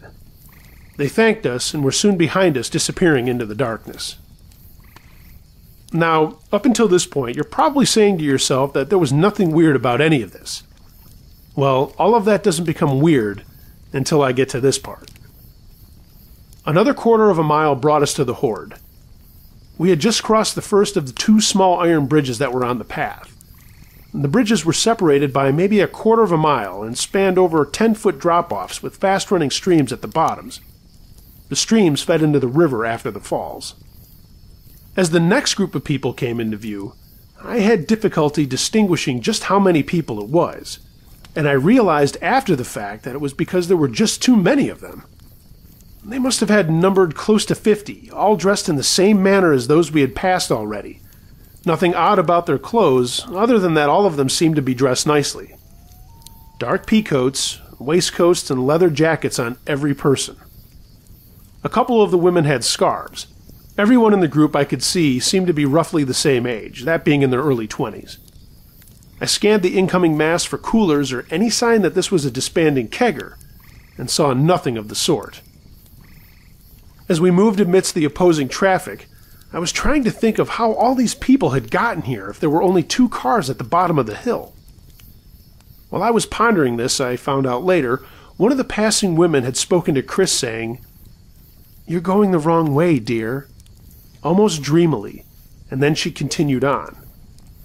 Other than that, there was almost no sign that any of these people were even seeing us. As we kept walking, the strangers continued to file past. We kept walking, and for a while I was sure that this flow of people was going to be never-ending. Chris and I didn't speak to each other. We just looked to each other with occasional confusion and kept on pushing forward. Then the tail end of this mass came into view, and just now crossing the second bridge. We reached just before the iron-grated deck of the bridge as the last of them were getting off of it. There were about 10 of them in this small grouping, and at either side of this group were two men who were slightly shorter than the rest of the men around them. Both were Asian or Pacific Islanders by appearance. I moved to pass on the right, and Chris went to the left. As I tried to go around the short man on my side, he moved in my way, blocking me from stepping onto the bridge, ranting someone in what seemed to be absolute gibberish, and I later came to realize reminded me a lot of the Filipino language Tagalog. He sounded like boiling water, but I could tell he didn't want me to pass. He tucked his shoulder into my chest as though trying to push me into turning around. I put my hand out, shoved him aside, not liking the way the situation was going, and I angrily said, "Move." The shorter man was forced out of the way by my palm, and though he glared at me angrily, he made no effort to get back on the bridge to follow me. Looking to my left, I saw that Chris was now getting onto the bridge, and he had an angry and confused look on his face as well. He told me that the short Asian man on his side had actually grabbed his wrist and tried to hold him back. Chris had pulled his hand free and just kept on walking, and he commented that the man had been talking gibberish. I told him what had happened on my side, and we both stopped, thinking for a second once we were over the bridge. We turned and watched the last of the large group disappear into the gloom. "That was damn surreal," I said. "Yeah, it was. What were they, cultists or something?" Chris said back. Starting forward again with no intentions of heading back down the hill any time soon, we only made it a few yards before more people appeared. This time, though, it was only 3 guys, but these 3 were dressed in sweatsuits, and they were running down the hill. They stopped very briefly, as though catching their breath, and we saw that they were also of about the same age as the rest of those we had seen earlier. They looked exhausted, though, and after their moment's rest, they launched into a fast-paced jog down the hill towards we had seen the mass of strangers go only moments before. Back toward the Tagalog brothers and the Wrong Way girl. Shaking my head at the absolute absurdity of all that we had just seen, Chris and I continued walking, reaching the off-turn to the big waterfall, and took it. We walked in silence for a few minutes and then began speculating on what had happened. I was very surprised and a little disconcerted when we reached the base of the waterfall and saw there was no evidence of a party. This was one of 3 good party spots in the Sanderson Brook Falls area of Chester State Forest. One of the other 2 was out near the road, well before the large group of people. This left only the big clearing that was back next to the creepy freestanding ancient chimney. After taking a break and having a smoke next to the falls, we decided to forego climbing the waterfall and go back up to the main path to check out the chimney spot. Curiosity had gotten the better of us, and by the time we reached the clearing, we were unsurprised to see that there were only the smoldering remains of a small fire. We took the overgrown stone stairs up into the small area where the giant chimney stood, and even though we had camped right in front of the chimney before and had been up here many times, I don't think that chimney ever seemed creepier than it did that night. But again, there was no evidence of any party. It was a weird walk back down to the car, mostly silent, and the conversation that did happen was always strangely off the subject of the strangers. When we got back to our car, there was no sign of any of the people, and the 2 cars were gone. To this day, I wondered what all those people were doing up on the mountain that night, where they had gone to with only 2 cars for nearly 60 people, and why we had been going the wrong way.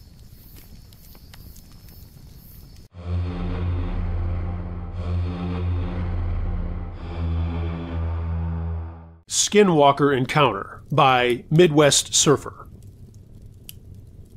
4 years ago, I was on a camping trip in the Gila National Forest in New Mexico. I'm from a small town on the Arizona-New Mexico border, Duncan if you care, but I live in St. Louis, Missouri. Now when I say small, I don't mean it doesn't have a Walmart small. I mean, if I stood on my roof I could see where the town ends small. But it was a good upbringing, if extremely boring. I had a week off of work and had been planning this trip for months. I was taking really good friends back to where I would hike in high school, and it was my best friend Dave, his brother Daniel, and his brother's girlfriend Ida, who had long grown tired of the Idaho jokes made her whole life, partially by me and Dave, and now went by her shortened middle name Beth. Obviously, I wouldn't include that last bit if it wasn't important, so keep that in your back pocket for now. We were all experienced campers and outdoorsmen. Daniel had met Beth partial hiking the Appalachian Trail, and Dave and I had spent time doing walkabouts in the Ozarks and Smokies. One trip up to the Boundary Waters resulted in a lost pack and a capsized canoe, and we had to survive off the land for a few days before we got to someone with a satellite phone. This is important because you need to understand that we all knew our way around the wild. We didn't scare easily, and knew that 9 times out of 10 the animals we were afraid of were mostly afraid of us. Also, typically these stories are annoyingly vague when it comes to location and details, especially the ones people say are legitimate. Any local will tell you that these are real places I'm talking about, and people do go there while backpacking. So the plan was from Silver City to go 42 miles north on New Mexico 15 and turn left at Gila Cliff Dwellings National Monument. Continue 1 mile to the West Fork Trailhead, walk a half-mile back to the TJ Corral Trailhead, climb Little Bear Canyon, then hike down into the Middle Fork Gila River Canyon.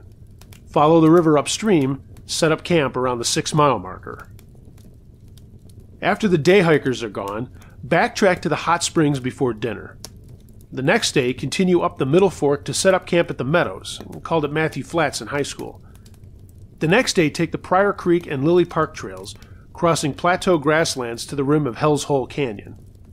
Take Hell's Hole Trail 268 to West Fork Trail 151, following it 12 miles to the end. Great campsite under a rocky alcove near the Hell's Hole Trail junction if we made it there in good enough time. On our first night, we made camp exactly where we were supposed to, around 6 miles from the trailhead down the middle fork of the river. We found a nice quiet spot by the riverbank about 30 feet from the water. It was dark, and the fire was small but warm, and the food that you made while camping always tastes better than when it was cooked at home. We were quiet, and the stars overhead seemed close enough that if you reached out your hand, you could brush them away like sand from a blanket. The only light came from a half-moon hung low in the sky through the trees, and our fire. The euphoric peace was crushed by the absolutely unmistakable sound of coyotes that echoed through the trees behind us. Those who have never heard them may think they're basically dogs, they'd sound like barking, but that's not the case. Coyotes cry, they shriek and yap. Some people think they sound like children crying out in pain. And Beth heard them first and turned her flashlight to the north. We could tell they were a long way off, but when you hear something like that, you instinctively look for a source. Daniel said we should pack up tight tonight. We didn't need any scavengers like that getting into our food or trash. We agreed even though the likelihood of anything getting close to us was very slim. Bears had been sighted recently, so it was just better to be safe. We repacked anything that would attract an unwanted attention, and in the process let the fire die down to embers, all the while hearing the crying coming from the north. It was then that we all saw it. A single coyote, sitting in the dark watching us about 30 or 40 yards out of our camp next to a small mesquite tree. We could see its shining iridescent eyes in the dark thanks to the little fire, and those eyes shined bright like emerald mirrors when flashlights were shined in its direction. We heard his pack to the west again, but he didn't react beyond turning an ear to that direction. Dave asked if he should shoot it since coyotes are vermin around here, but we all said no. It hadn't done anything and might have just been curious. Dave had a .500 Smith & Wesson revolver as a black bear deterrent that he kept in a leg drop holster on his left leg since he was left-handed. It was getting late, and we had a big hike the next day, so after everything was put away, we got into our tents and went to bed. I didn't sleep too well that night, and every time I looked through the mesh window of my tent, I saw those two unflinching iridescent orbs in the darkness. The coyote was gone when we woke up. We broke camp and buried the fire. Not disturbing the environment was important to us, and we made sure to leave nothing but footprints. Beth and Daniel were the first to notice something wrong, though. The mesquite tree that the coyote was close to was much bigger in the daylight, and there were absolutely no tracks to be found. Dave quickly explained that it was too dry for good prints, and the coyote was probably just closer than we thought in the darkness. I wasn't convinced. We were camped on a riverbank, so it should have been at least a little wet, but there was no need to incite a panic over nothing. Plus, it was gone now, so who cared? We had 2 more days to the plateau with a night at the top, and when we got about a half hour into the hike, Daniel stopped. He was sure he had his knife the night before, but now it was missing from its sheath on his pack. He decided we should go on ahead, and he would run back down to the campsite. It should only put him about an hour behind us, less if we walked slow, and he had plenty of experience on his own. Besides, we got smart, and Daniel rented a satellite phone for $50 for the week, so if he got in trouble he could call the park rangers. He said he would be back long before dark when we had set up camp, and he should have been. The trail at that point wasn't that tough. But he wasn't. We set up the camp at the meadows, got a fire going, and the sun had set and the last light was leaving the sky. The reds and pinks of the sunset gave way to the purples and blues of night, and we were discussing whether or not to send someone out to look for him when we heard fast, heavy footsteps. He was running, winded, and trying to say something. He didn't have his pack. Bear, I thought, and looked at Dave, who had already had his gun out, ready to put down whatever came up the trail after his brother. Daniel was gasping for air. He collapsed at Beth's feet, holding himself up with his arms. Beth screamed, asking if he was all right, and what was wrong, and if he was hurt. I reached in my pack and retrieved my camp axe. It wasn't much, but it was better than the small 3-inch knife I kept in my hip pocket. Nothing came after Daniel. He was still panting when he turned over to sit on the ground. It's not a coyote, was all he could say for the next 15 minutes between drinks of water from my camelback and gasps of air. He repeated it over and over. I looked at Dave, who had never seen his brother like this. Daniel was an Eagle Scout, and a fairly large guy at about 6'2" and 200 pounds. He wasn't the type to get spooked by an animal, even a big one. Beth never let go of him as we made food that night. One of the tents, some of the food, his sleeping bag, and one of the 2 cooking pans had been in his bag. A day hiker actually found it, and it was sent back to him weeks later. Always put your info on your stuff, kids. There are still good people left out there. When he got a hold of himself and was able to breathe normally, he told us what happened, punctuated by deep breaths and a vacant look as he was trying to decide if what happened to him actually happened. He said that he had almost reached the river when he realized how quiet it was. He heard no birds, no bugs, no wind. He barely heard the river, which at this point was little more than a trickle. The night before it was shallow, but at least 15 feet across. He looked up the trail to see the coyote from the night before, but standing on 2 legs like a man, maybe 40 feet from him. He said it stood 6 feet tall and didn't dance around at all, trying to stay up like a dog does who is trained to balance on 2 legs. He made it a point to mention that its mouth was closed as it just stared at him. A deep primal fear seized him and triggered his freeze instinct. He said he locked eyes with it for a minute, and that seemed like hours. He finally had the sense to try backing away. No sooner had that thought entered his head did the coyote let out the most unnatural coyote cry he had ever heard. He said it wasn't deafening in the sense that your ears are left ringing, but it was deafening in the sense that the noise is all you could hear even after it had stopped. Daniel wasn't stupid enough to think that he could outrun a coyote, especially one of this size, so he had to think quick. He slowly took a step back, fully expecting the animal to charge, but it didn't. Too afraid to look away, he crouched down and felt for a rock, a big stick, something to defend himself with, but there was nothing but small pebbles. It began to move its mouth, and Daniel stood up. The animal's eyes rolled back in its head, and it slowly opened its mouth too wide to be natural. He showed me a picture of a thylacine and told me its mouth looked like that when we got back after all of this. That's an extinct dog-like thing from Tasmania that could open its mouth to something like 130 degrees.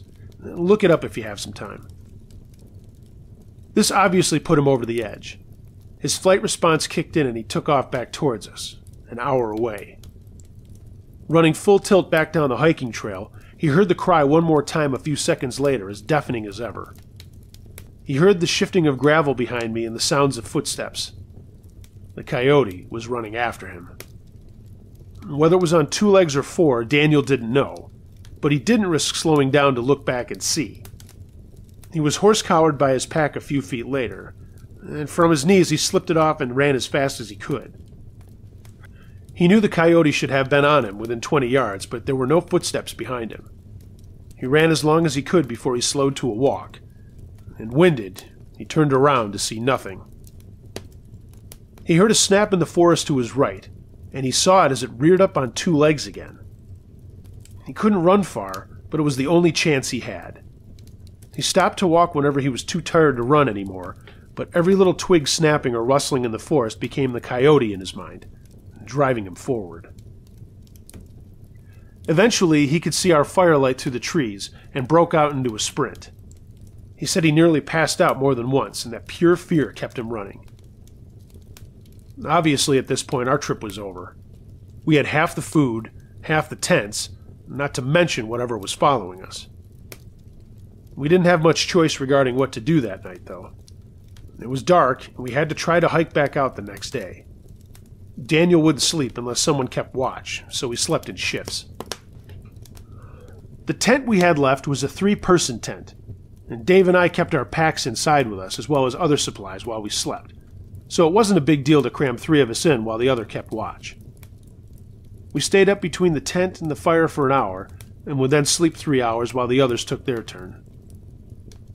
Dave left his revolver with instructions to shoot to wound, not kill, with the first shot, but not to hold back if any follow-up shots were necessary. Just in case we were shooting at something that wasn't our coyote, we could probably help them, and God forbid we shoot a person hiking through the woods at night for some reason. Dave took the first watch, Beth took the second, and I took the third. Beth woke me up at about 1:30 in the morning. She was visibly scared. Before I could say anything, she put a finger to her lips.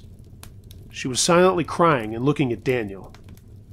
I got up out of the tent and looked around. The forest was still except for the wind in the trees, and the wind blew the tall grass and it bent as if an invisible hand brushed the tops of the blades. Visibility was obviously limited, but we could see the tree line surrounding most of the meadow. Beth and I silently looked at each other and the surrounding area for 5 minutes before speaking. I wondered why she woke me up instead of Daniel, and she finally spoke. She said to me in a low whisper, "I heard my name." Tears were still rolling down her cheeks. I told her it was okay. We were all shaken, and that the wind-bending branches could make a bah sound, and though the leaves could make a th sound, forming Beth. She was shaking her head.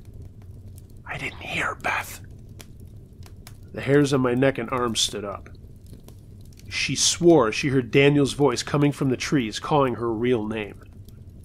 She looked in the tent to see if he was still there, and when he was, she was too afraid to wake him up.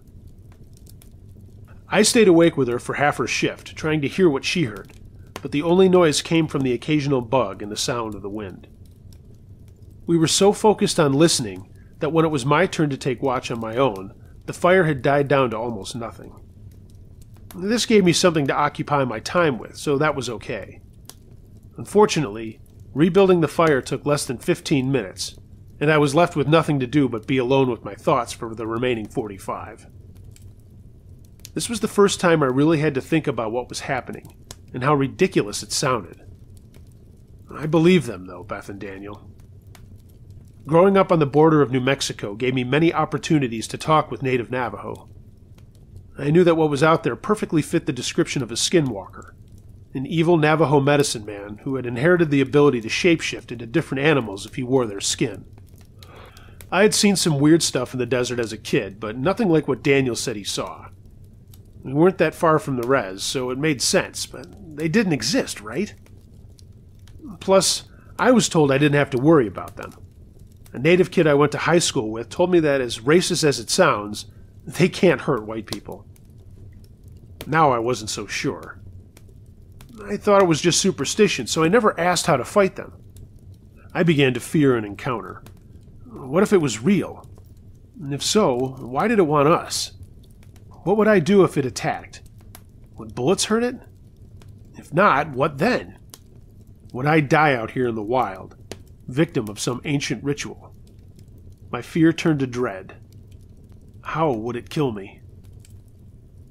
My death was inevitable. We would call the rangers or police or something, but it would take them hours to reach us. By then it would be too late. Looking back now, I think I was being irrational, but I know that a sudden, deep-rooted fear is a sign of a supposed skinwalker nearby.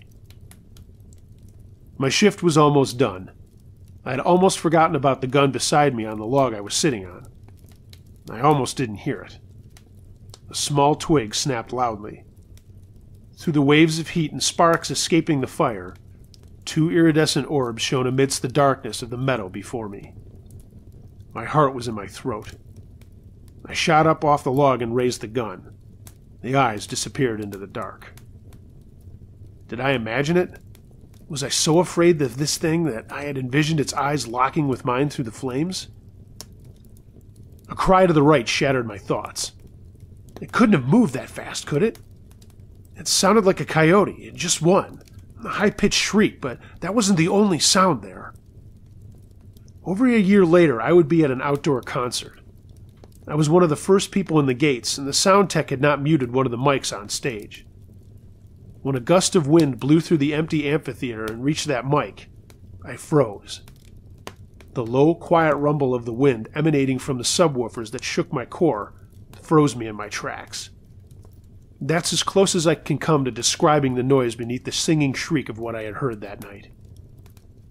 I turned, and there off to my right, standing upright, was the beast. Its forearms weren't raised in a beg position like a dog. They hung awkwardly in front. Its mouth was closed as it stared down from the tree line some 90 feet away. I heard Daniel gasp in the tent next to me. He knew it was back. Beth stifled a scream through her hands. Through more sheer terror than I had ever experienced, I unloaded 3 shots in its direction, forgetting all about shoot to wound. The 500 cal kicked way harder than I anticipated, and at least one of my shots flew far into the treetops above the creature. I was sure I had hit it with 1 shot, though, because it took a step back on 2 legs. Then, with speed unlike anything I had ever seen, it ran straight across the meadow, right for me, on 2 legs. The others came pouring out of the tent now as all of this was taking place, over the course of about 30 seconds. I fired again, and hit it again in the chest when it got about 60 feet from me. After the second hit, it dropped down on all 4s and jerked 90 degrees. It ran toward the tree line to my right behind the tent, and picked up speed as it disappeared into the tall grass. I fired 1 more shot where I thought it would be before Dave yelled at me to stop. The revolver was a 5-shooter, and he didn't have much ammunition. He thought he would only use the revolver against bears, and figured if you can't put the bear down in 5 shots, it's over for you anyway. We didn't sleep the rest of the night, and its image haunts me to this day. Eyes rolled back, mouth opened too wide like a thylacine as it gave a cry from another world. I gave the revolver back to Dave, and he reloaded it with what little ammo he had left. Just a small pocket-sized 20-round box with only 15 left. We packed up camp and waited by the fire until first light. The plan was to begin hiking as soon as we could see and call the park rangers to get us and meet us at the trail as soon as they could. We knew it would be more than a day's hike, but if the rangers could meet us on quads or ideally a truck, we could get to the safety of the trailhead quicker. We called and told them that we had been attacked by something in the night. And it turned out that the guy who answered, his name was Roderick, was a Navajo, and got real quiet as we described what we saw. In a very serious tone, he said they'd bring out 2 side-by-sides, and that they'd get out in the next few minutes. He also told us that if we saw it again, not to look it in the eyes. He said he knew what it was, and that we were lucky a few bullets deterred it for now. Hiking back down the trail, we were all extremely on edge. Every movement in the corner of our eyes was the animal. All of us had weapons out, silently walking, eyes constantly scanning. Dave, who was in front with the gun, stopped momentarily, causing all of us to stop. Not 10 minutes from our camp was the body of an elk. It wasn't torn in half. Its entrails didn't spill out all over the trail in a bloody mess. The skin was gone, and the head, and something had eaten much of the top rear leg, but it was largely untouched by the scavenger animals of the forest. We had never heard a hunter the day before, and no trophy hunter would leave the carcass in the middle of a trail. I think that thing wanted us to find it, wanted us to know what it was capable of, and what it planned to do to us. We didn't see a single animal the rest of the hike, living or dead. When we heard the motors of the side-by-sides heading up the trail, we all breathed for what seemed like the first time since we broke camp. Roderick was driving the first one, and he asked if we were all okay, and if we had seen it again. We said no, but we told him about the elk, which he brushed off and told us to get in the vehicles. He didn't really want to talk about what he thought it was, but I knew. He had us fill out a report upon getting to the ranger station, but told us to hang around there for a few minutes. He walked out of the station with us and told us that he didn't know what exactly we saw because he wasn't there, but to him it sounded like something that his people don't talk about because they get power from the verbalization of their name, and that they feed on fear. He also told us that it would make him feel better if we received a blessing from a good medicine man on the res. Beth wanted to go, but the rest of us just wanted out of New Mexico. Roderick drove us to our car, and we spent the next 3 days with my family back home. After that, we drove to Phoenix and flew back to St. Louis. I still wake up at night when I hear coyotes crying. They live in the woods behind my house. I always get back to sleep when I realize that they're just coyotes and nothing more, when I don't hear the chest-rumbling whisper beneath their cries. I still hike and backpack, but it took a while to get back out there. Out of the hundreds of times I've been out, this was the only time I had ever been attacked by anything. I've gotten into Native American paranormal sightings since I left New Mexico, because if skinwalkers are real, and I'm not saying they are, Why not Wendigos? Why not the Whistlers? Why not Sasquatch, the big water snake, or the Piazza birds? There's not a satisfactory ending to my story, because it's not a story. It's reality. There is no edgy cliffhanger or goosebumps-inducing final line. That's it. That's my story.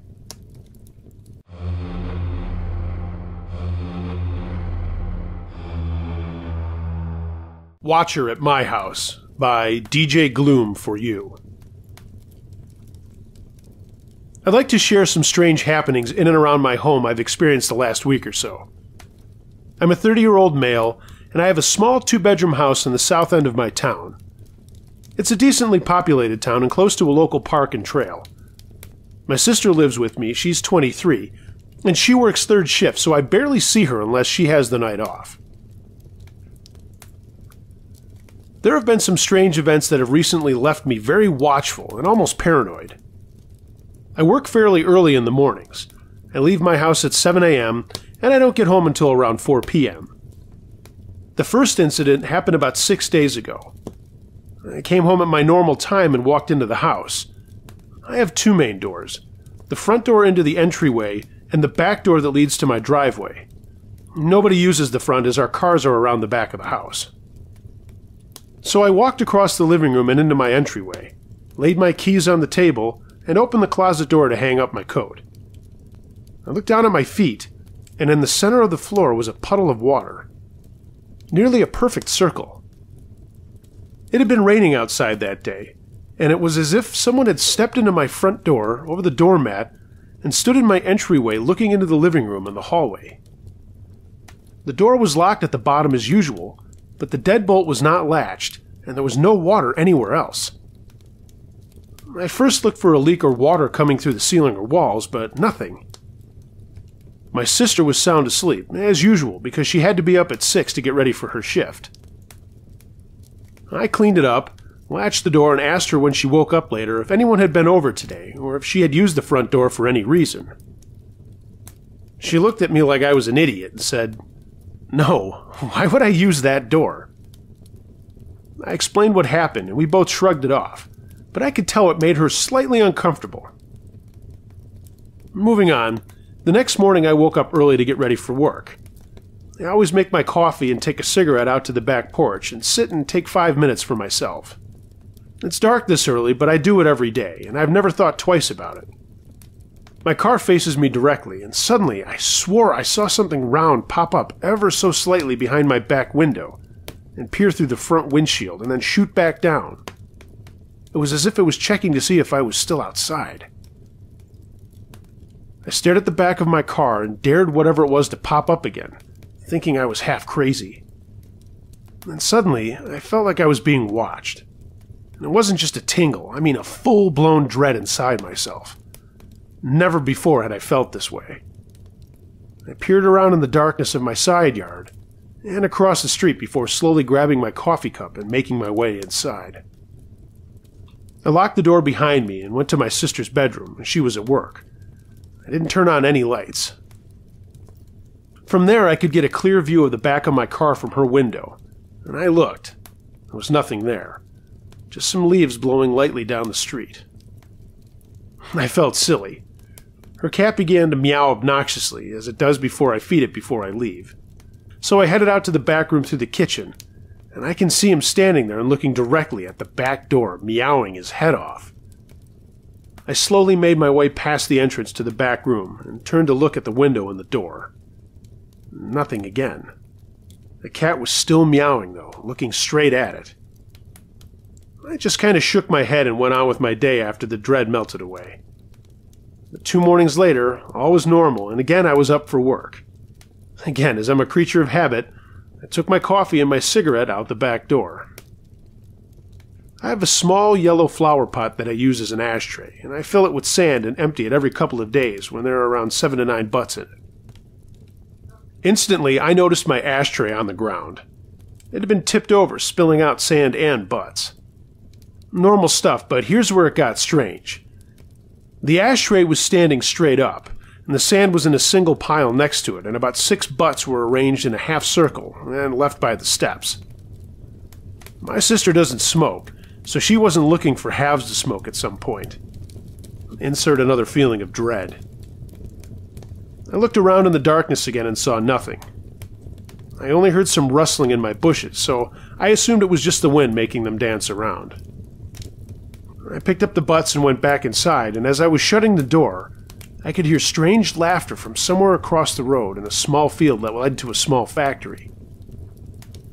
That night after my day ended, I got home and did my normal routine before it was time for bed. I kept my door closed because I don't like the cat in my room. And same thing every night. I get woken up around 2:30 in the morning. The house is quiet, but my bedroom door is wide open. I roll over and go to shut it, and the cat is in the hallway, staring directly into the dark bathroom. Not moving, just frozen. I was still half asleep and shut my door, muttering that the cat is a moron, and went back to sleep. But I thought about it when I woke up to my alarm. Needless to say, I've been extra cautious going outside and getting into my car since then each morning. It's been about 2 days without incident, but I still feel like I'm being watched on and off. Even inside. I'm not saying strange events don't happen to make you creeped out, but these events, when put together so close in timing, makes you think. Is it all in my head? Or is someone or something watching my house?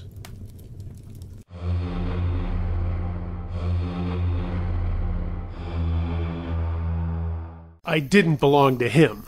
Submitted by Brina M. I was working at a small, double-sided drive-through only coffee stand about 30 minutes outside of Seattle. I've been working there for about a year at this point and was always scheduled to work the closing shift during the week and the opening shift on the weekends. In the 7 years I had worked as a barista at this point, I had never been confronted with a situation that challenged my feeling of security while working there. And, despite having heard numerous stories over the years of other baristas in the area who had suffered violent or dangerous interactions with some of their customers, I considered myself fortunate not to have to place myself among them. Unfortunately, on this day, that would change. Thursday, November 7th, 6:45 p.m.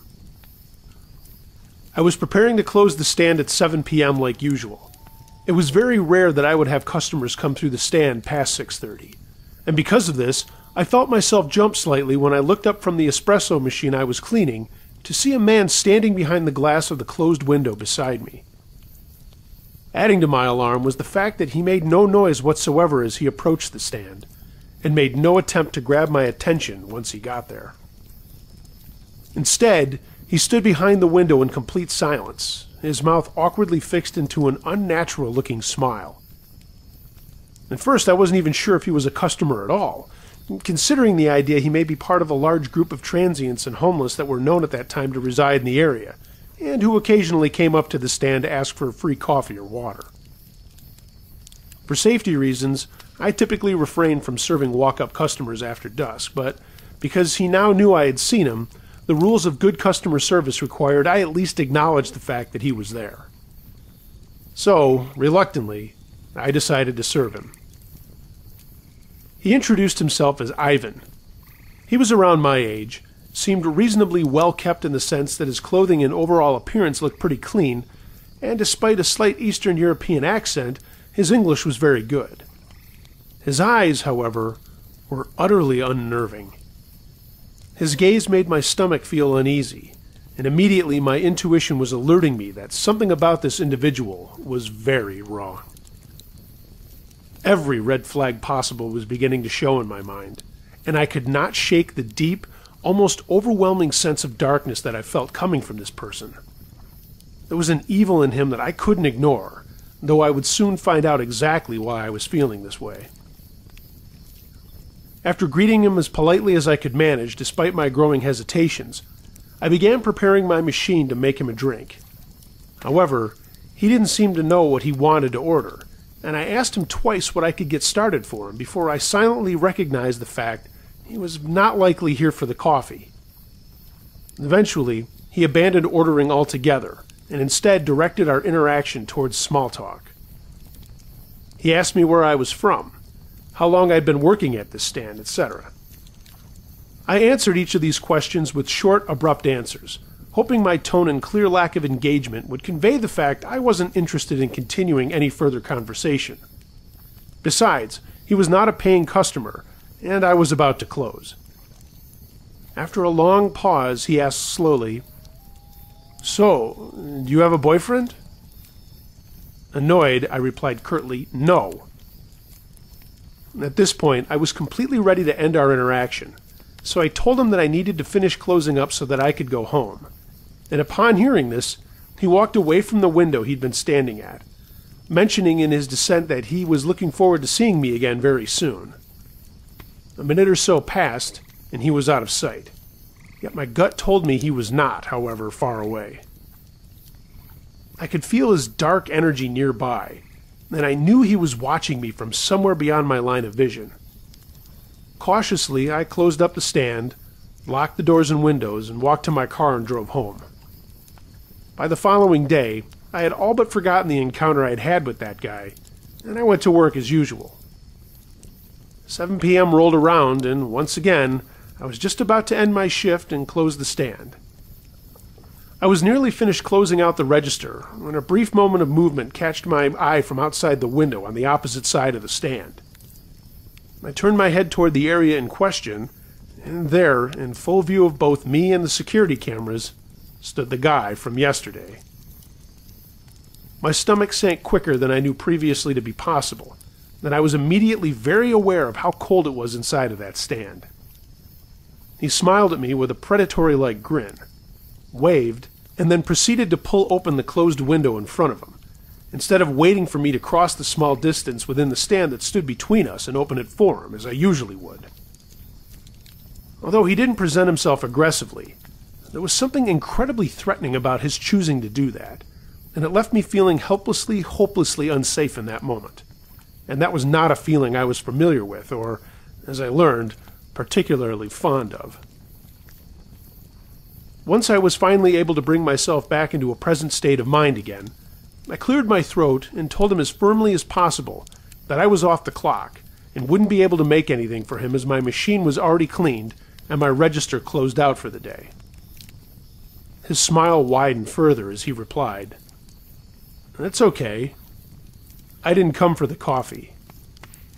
I came for you." Upon hearing this, I noticed a shift in the energy building between us. The fear I'd previously been overcome with now made a sudden and jolting transition into a redlining level of irritation. "I don't care what you came for," I told him as sternly as I could manage. "It's going to have to wait until tomorrow, because I am fucking closed." At this, he chuckled a bit before finally raising both his hands in an indication of surrender, saying, all right, fair enough."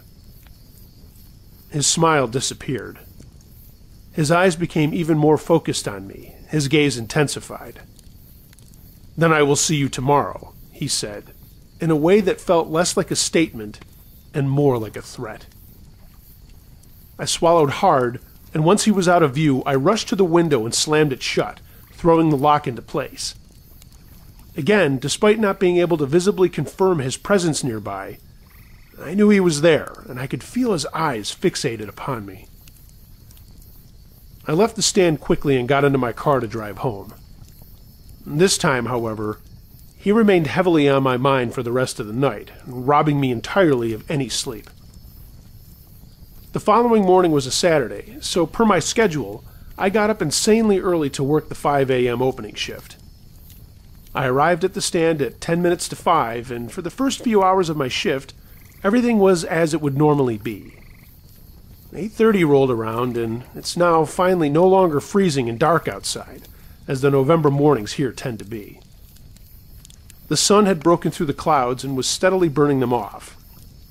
As I was admiring the weather out the window of the stand, I noticed a familiar truck approaching. As it neared closer, I recognized it as my ex-boyfriend, Jonathan.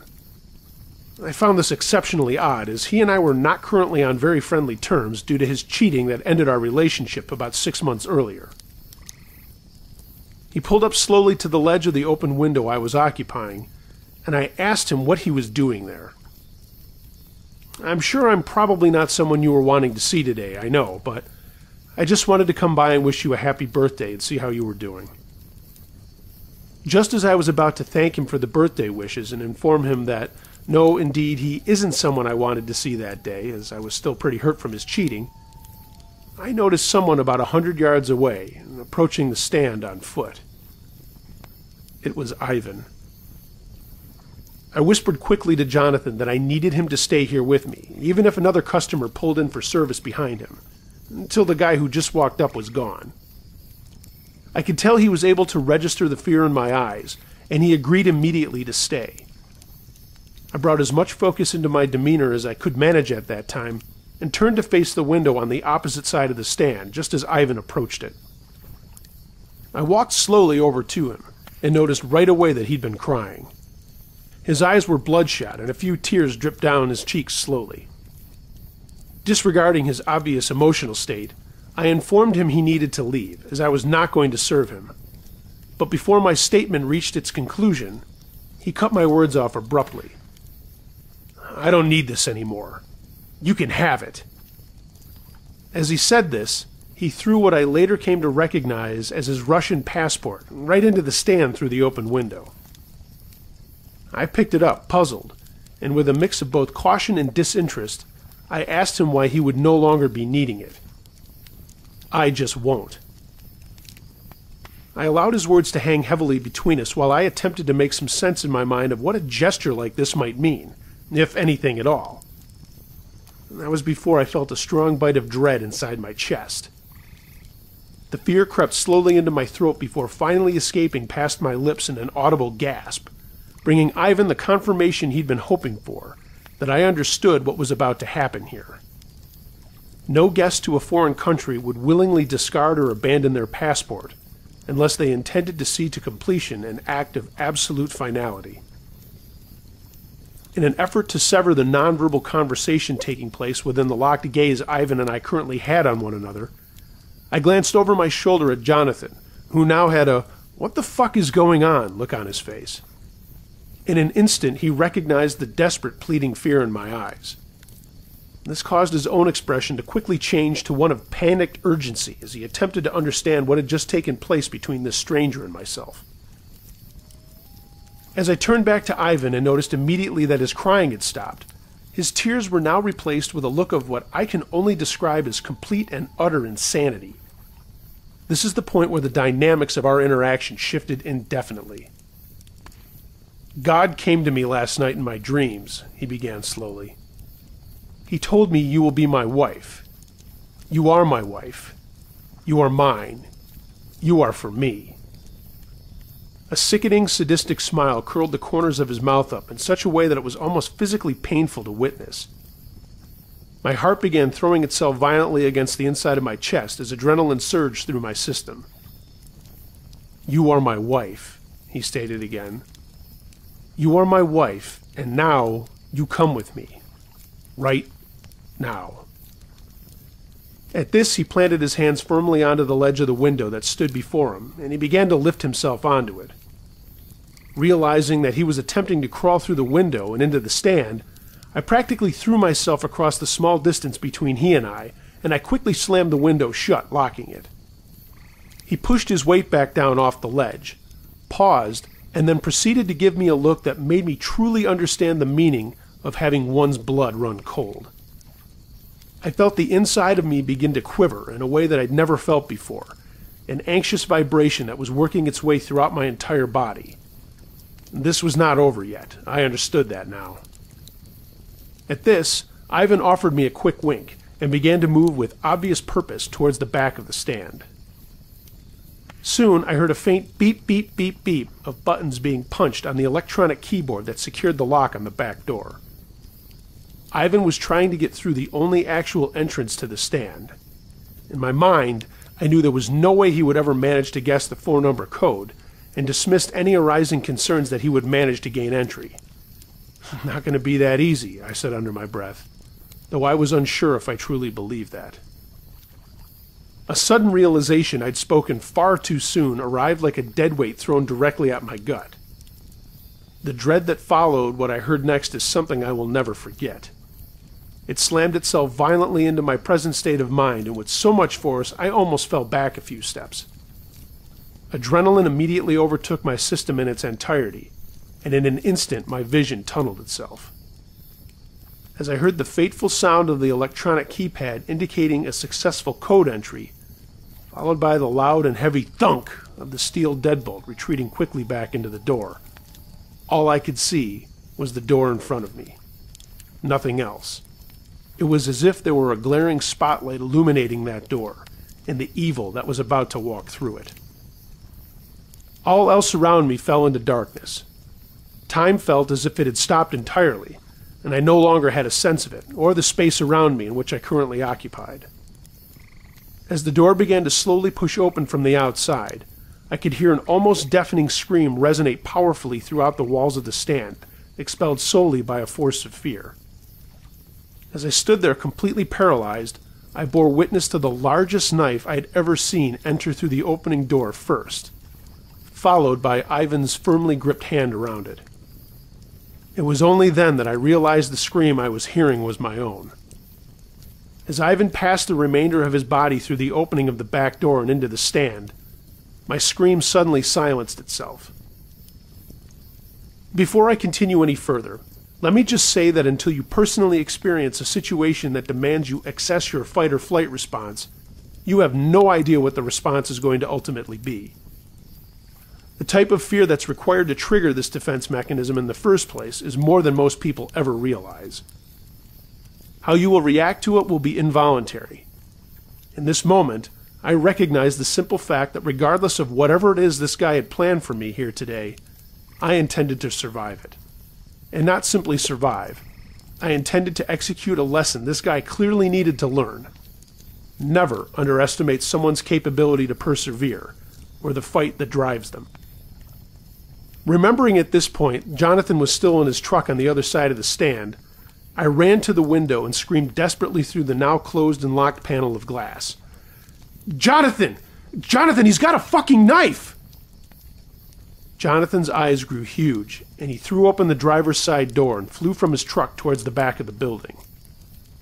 Then, in the furthest corner of my vision, I caught sight of a dark, looming presence enter the space of the small interior of the stand. Ivan, now standing no further than 10 feet from me, reeked of an evil that overtook every inch of space within this small building we now occupied together. It made the air so heavy around me that breathing started to become difficult. It felt thick and toxic in my lungs and nearly caused me to choke. As my struggle to breathe increased, Ivan began to close the few feet of space still between us by taking slow, taunting steps in my direction. His knife was gripped firmly in his hand, which rested at his side, but the look he had on his face in this moment was so intense that it felt as if it were made of its own blade. He used his eyes to cut into me, deeply, over and over again, and spoke softly through the visual violence. "You are my wife. You are my wife." Ivan ultimately only managed to take a total of 3 steps towards me before I saw an arm being thrown around his neck from behind. As I stood there in a state of paralysis due to fear, I watched as Jonathan pulled Ivan back by the neck with so much force his feet flew out from beneath him. Suddenly, both Ivan and Jonathan were on the ground, right outside the door, with Jonathan securing Ivan in a headlock that proved nearly impossible to break away from. Jonathan yelled strict instructions for Ivan to not move, not a single muscle, or he would choke the fucking life out of him. Surprisingly, Ivan remained completely still, never once making any sign of resistance. Jonathan kicked the knife away from his reach and told me to pick it up and secure it until the cops arrived. Upon hearing this, I finally remembered I was still on the phone with 911, who had heard what was happening on my end and dispatched every available unit within a 30-mile radius to my location, marking my call in their response system as the highest priority. It felt like hours before the cops arrived, but once I had a chance to look back on the duration of my call to 911, I realized it had been a mere 4 minutes before 20 local city, county, and sheriff's department vehicles overtook the area. At least 6 cops descended on Ivan at once, relieving the grip Jonathan had around his neck, and forcibly, more than necessary to my silent pleasure, They were detaining Ivan and carrying him, practically hogtied into a waiting cruiser. Apparently, while speaking with the cops after being securely restrained and unable to flee, Ivan insisted, continually, that I was his wife. God had told him, after all, that I was intended for him. I belonged to him, God said. He was simply there that morning to collect that which he had been promised.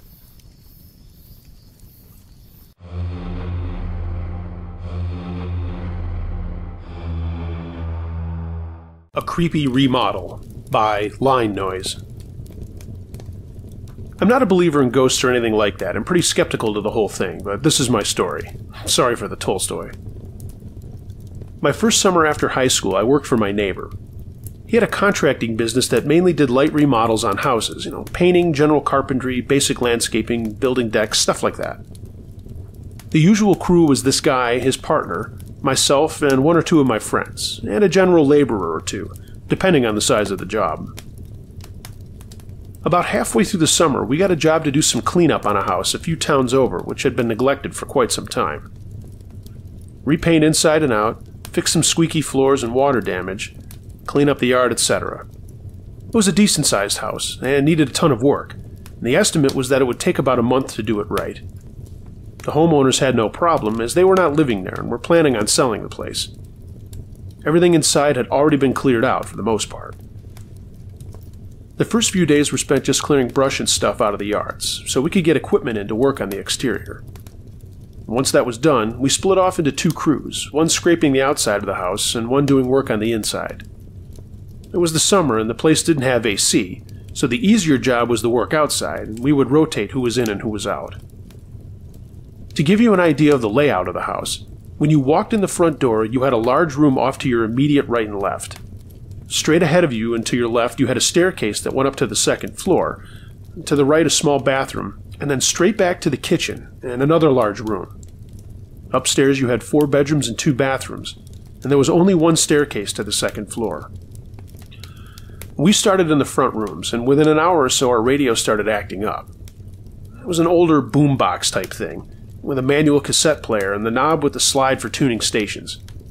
In other words, it was all mechanical, not digital. At least 3 times the station changed on its own from 102.7, which we were listening to other random stations. Sorry, no creepy oldies music or anything. What is interesting is when it changed stations, the station it would end up on would be perfectly tuned in, and the jump between stations was very quick, much quicker than a person could turn the knob and tune in the station so well, and then get away from the radio without being noticed. Like seconds time, just enough time for the slide to traverse the distance to the other station. And no, the radio didn't have the mechanical station presets. At least twice when this happened, I was in the room, and while my back was turned to it, the radio was in a location where it would have been damn near impossible for someone to get to it, turn the station, and then get out of there. It was not by a window either. On a few occasions, the volume would go way up beyond a point that I thought this thing was capable of producing. We then moved the radio to a different room, blaming it on bad power, and the problems let up. Other strange things. The lights would go on and off while you were working, including our own portable floodlights. It wasn't that the power was cut or anything, but the actual switch was thrown. You could also hear footsteps above you when you were sure nobody was upstairs. The final kicker, as we were wrapping up work in the place, I was replacing some molding in a second-floor bedroom. I had a large, heavy steel toolbox with a bunch of tools in it that must have weighed 30 or 40 pounds. One of those big craftsman jobs. I had finished off most of what I was doing and had most of my stuff put away when our lunch showed up. It was raining outside, so we were all sitting in the main entranceway by the stairs. In fact, myself and another guy were sitting on the stairs. Everyone was accounted for.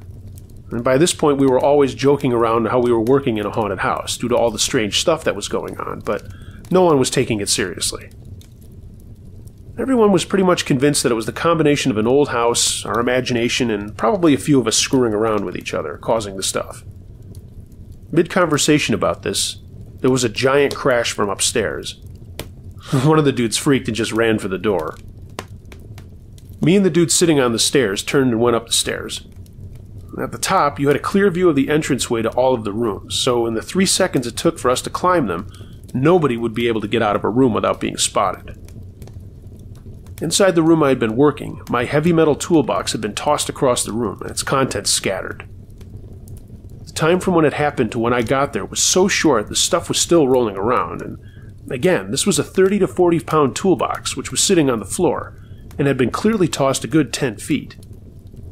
We checked the other rooms and, of course, found nothing. To go out the window, which was closed as it was raining, would have been a 15-foot drop into some nasty bushes. No ladders were up on the house, or even off the truck for that matter that day, due to the rain. Everyone working there was sitting with us while we ate, and nobody could have gotten past us and down the stairs while we checked the rooms, as there were people watching the stairs. It was pretty damn scary, and the final couple of days of us working there, everyone was really on edge. Nobody would go into rooms alone, and you could tell everyone was pretty much scared shitless. The boss mentioned the goings-on to the homeowner, who was just kind of like, whatever. A few years later, the place burned to the ground, and one of the guys I worked with that summer, who now lived in the town, sent me a story from the local paper. It turns out that the previous owner who lived there was a shut-in type person after his wife died a decade or so prior. It didn't ever really come out to do much, and that explained the neglect. He had died about a year prior to us working on the house, but nobody found his body for 6 months. The people who would hire us were his estranged son's family, who had inherited the house and were trying to sell it. The house had changed hands a couple of times in the several years after we had worked on it, nobody ever staying very long, and it was growing a haunted legend in the town. In the interest of brevity, I left out some of the smaller parts of the story that were strange, or could have been explained away easier. But suffice to say, some weird stuff was going on while we were there. I'm not one that really believes in ghosts or anything, but I have no way of explaining some of the stuff that happened there in any rational way.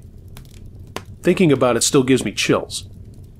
Nobody was aware of the story behind the house when we were working there, and you could tell after the toolbox incident, everyone was truly on edge.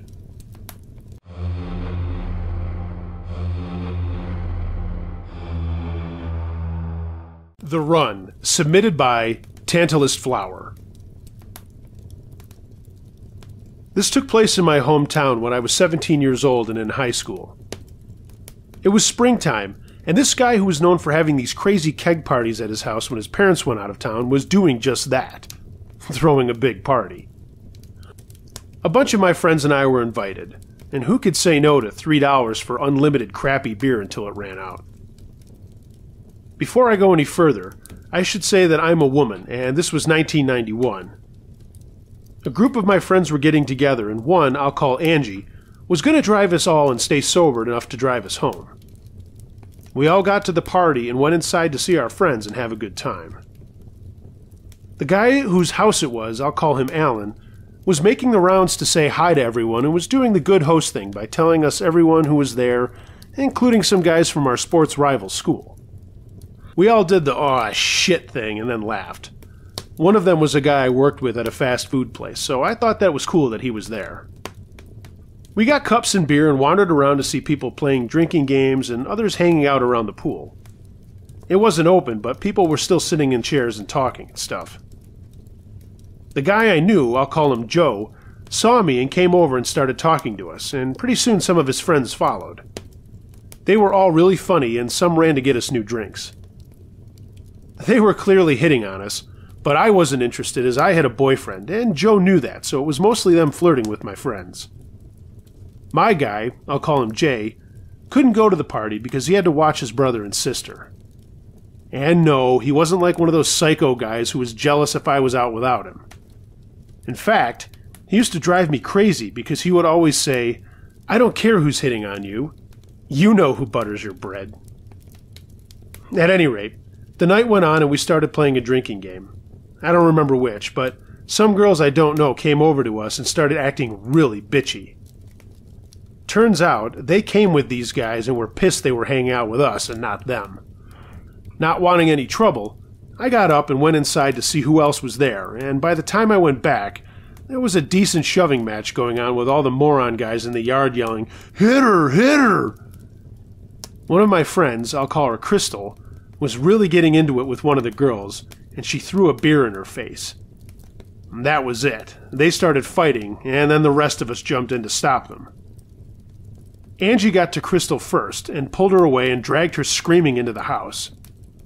Alan came out and told everyone to keep it down or we'd get busted, and things went back to normal pretty quick. Well, sort of. We were supposed to leave around 11:30, and just before then I went looking for Angie.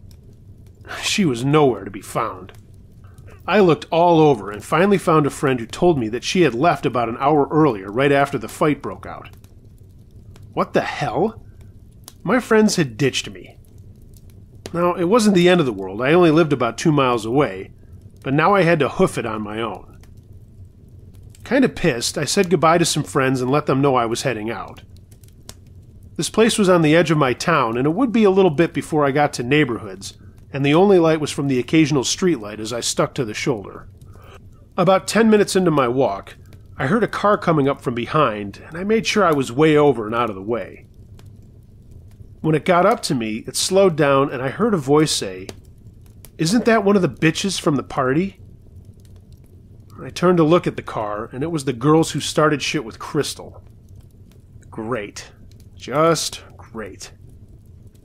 I kept walking as the car stayed right at my pace, but started to veer over towards me, until I could almost feel it touching me. "Want a ride?" said a drunken voice from inside the car.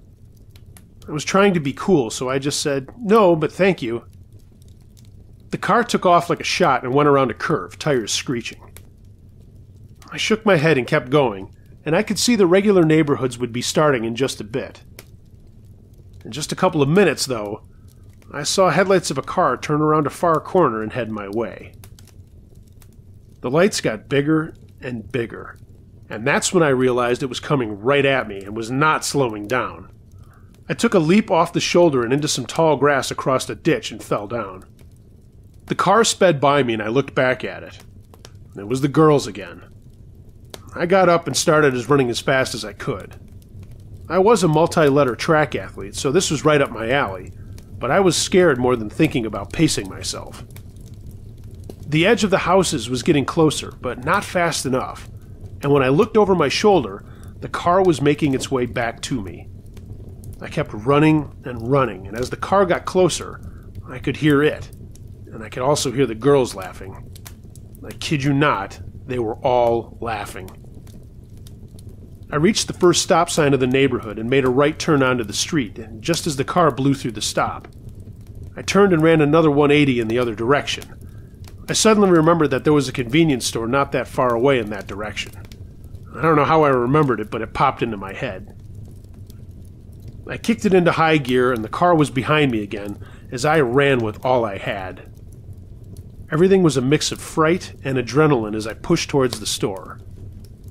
The car and I hit the parking lot at the same time, but they kept going. I kept going to the payphone and then frantically looked for a dime in my little wallet I kept with me. I dialed my boyfriend, and he answered quickly, and I told him what was going on, and then screamed as the car pulled into the parking lot and right up to me with the high beams on. He told me to stay there, and that he was coming, but the car just sat there with the lights blaring on me. Just then, another car pulled into the lot, and the guys from the party got out, and I could tell some were more than just a little drunk. They took one look over at us and stopped their laughing. They came over, and the girls got out, and they started this really loud shouting match between them. Joe saw me, came over and asked if I was okay, and I nodded and told him my boyfriend was on the way. Just then, the store guy came out and started yelling at everyone that he was going to call the cops. While all that was going on, Joe put his jacket on my shoulders and started walking me away from the lights and trouble. I told him what had happened, and we kept walking. While I was running, I seriously thought I was going to die, and I told him so.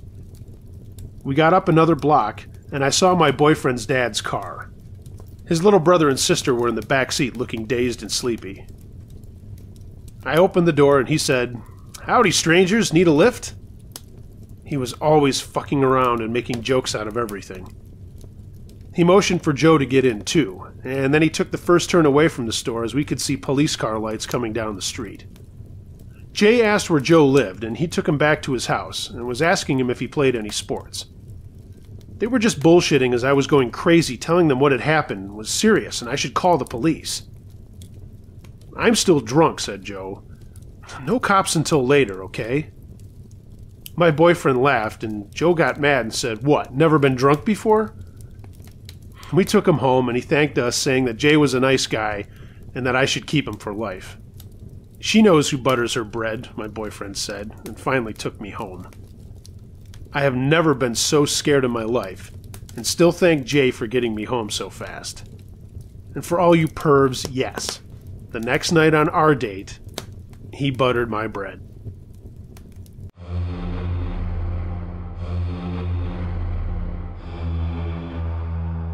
Who was Kate? Submitted by My Name Isn't Chris. I'm going to preface this by saying this is hard for me to talk about, and only my family and a couple of friends know about it. I don't give a flying fuck if no one believes the story, that doesn't matter.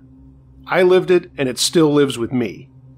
I like your channel a lot, but this is the first and last thing you'll ever hear from me. When I was in my early 20s, I had broken up with my college girlfriend of nearly 5 years and found myself back on the dating scene. Obviously, it had been a while, and even though my friends tried to hook me up with other people they knew, or even we both knew, I was determined to find someone on my own, come hell or high water. I did the bar scene, but everyone knows how that goes. Mostly just one-nighters every once in a while. I want to point out right now that I wasn't just jumping right back into things. It had been nearly a year since I had been seeing anyone seriously.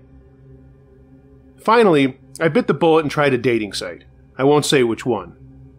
There were a few matches with people my age, and I did go on a few dates, but nothing really grabbed my attention. All of the women were nice, just not really my style. I was talking to my friend, I'll call him Sam, about things over a beer at a bar we both went to a lot. He was getting married that fall, and this was springtime, and he kept telling me I could hook up with the bridesmaids I'd be walking with. I laughed and said, no, I really want to find a cool chick that was into what I was. Music, working out, etc. Dude, if you're not getting results, expand your age range, he said.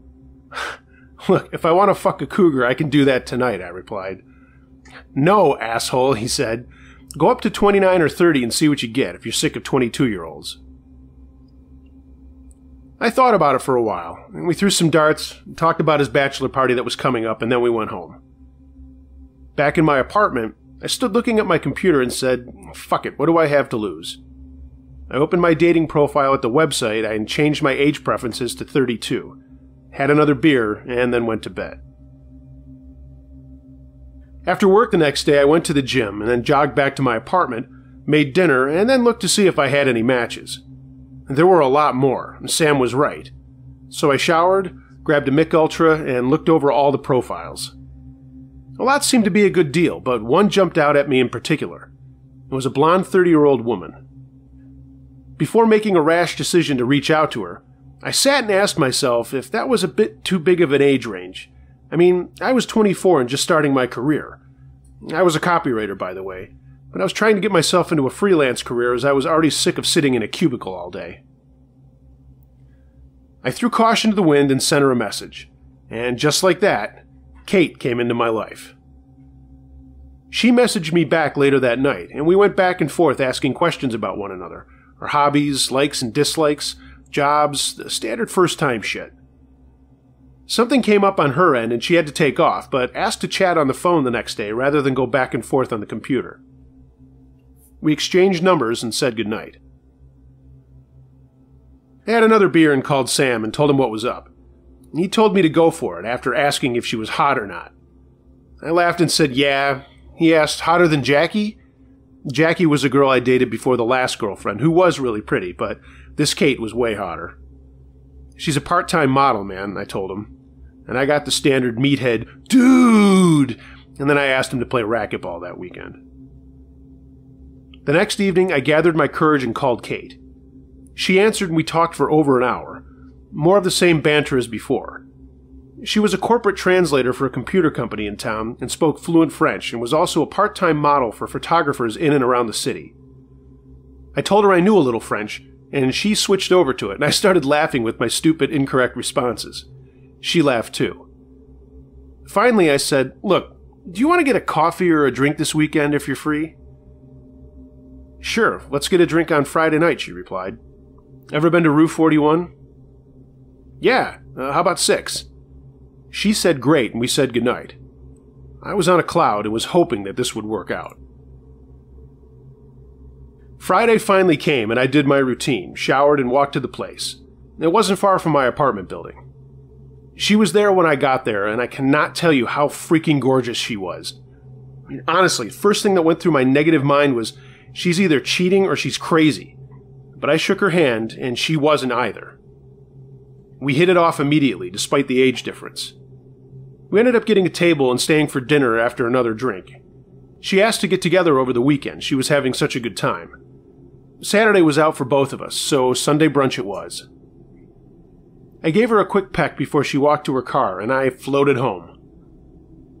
Next day was a barrage of questions from Sam, and I told him how stoked I was.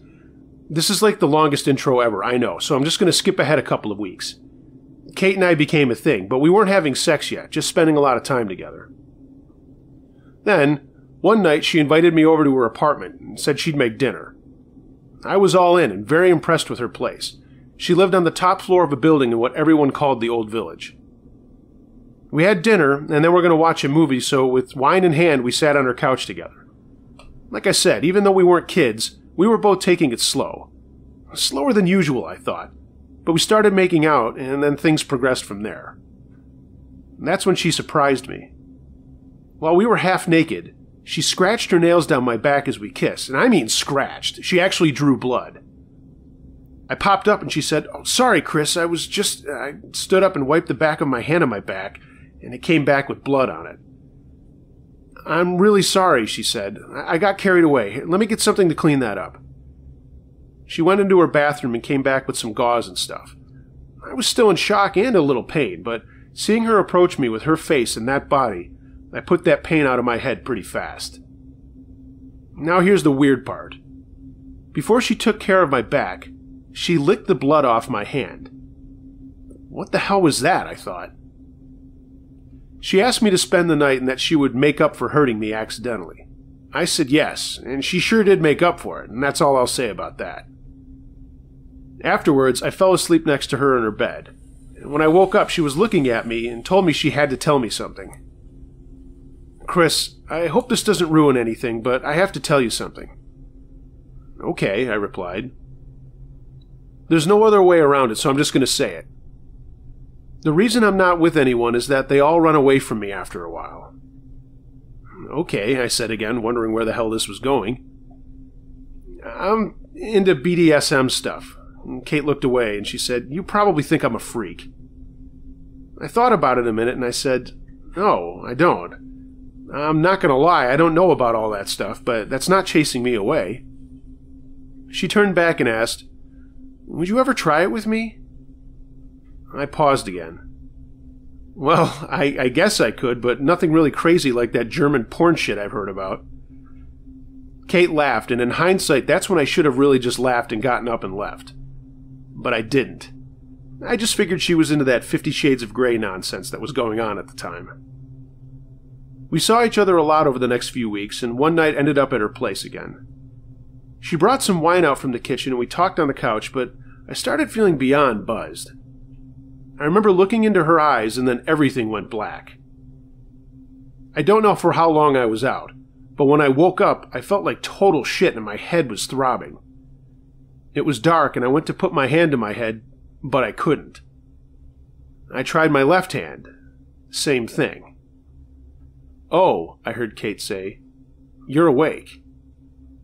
That's when I realized what was going on. I was tied down to her bed with a blindfold on, and I immediately panicked. This was fucked up and not what I was looking for at all. I tried to speak, but there was something covering my mouth. She took the blindfold off and was standing over me holding a knife in one hand and a candle in the other. There were candles all over the room and this weird poster or blanket on the far wall with a bunch of symbols on it. She started saying all this stuff that sounded like gibberish to me, and all I could do was struggle. Kate took the knife and pierced my naked thigh and dragged it down to my knee, leaving a thin cut. Not so deep as to need stitches, but plenty of blood, though. I tried to scream, but she just wiped her hands in the blood and then put streaks of it on her face. She moved to the other side of the bed and did the same thing to my other leg, putting more blood on her. I mean, I was completely spazzing out now. Was I going to die? Was I going to be torn to pieces? Kate started doing this chanting thing again and drank something out of a glass that looked like wine but was thicker than it. She straddled me and put the knife on my chest, and I tried to scream and scream, but nothing came out but muffled noises, and she made an X on my upper right pec and pinched it to make more blood come out. Then she leaned over and licked it, smearing it all over her mouth. She sat back up and kept this chanting shit going and held the knife up, and I knew this was it. I'm fucking dead, I thought. But she shouted more stuff, and then stopped. Kate looked down on me and smiled, and I'll never forget that bloody face and grin as long as I live. She put the blindfold back on me, and I smelled something funny and was out again. When I woke up, I was still in that bed, but not tied down. I took the blindfold and tape off my mouth and looked around the room. There was nothing and no one there. No candles, no weird poster, and no Kate. The places she had cut me were bandaged up and not bleeding anymore. What the fuck was going on, I thought. I slowly got up, my legs burning a little, and I saw my clothes in a chair in the corner next to an empty chest. I gingerly pulled on my stuff and peeked out into the hallway. My legs were on fire. My chest hurt. But out in the hallway, it was like nothing had changed. I went into the living room and everything was still there.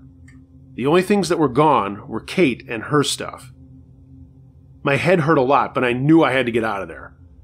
I looked at my watch, and it was Monday afternoon. I'd gone over there on a Friday night, and it was now Monday.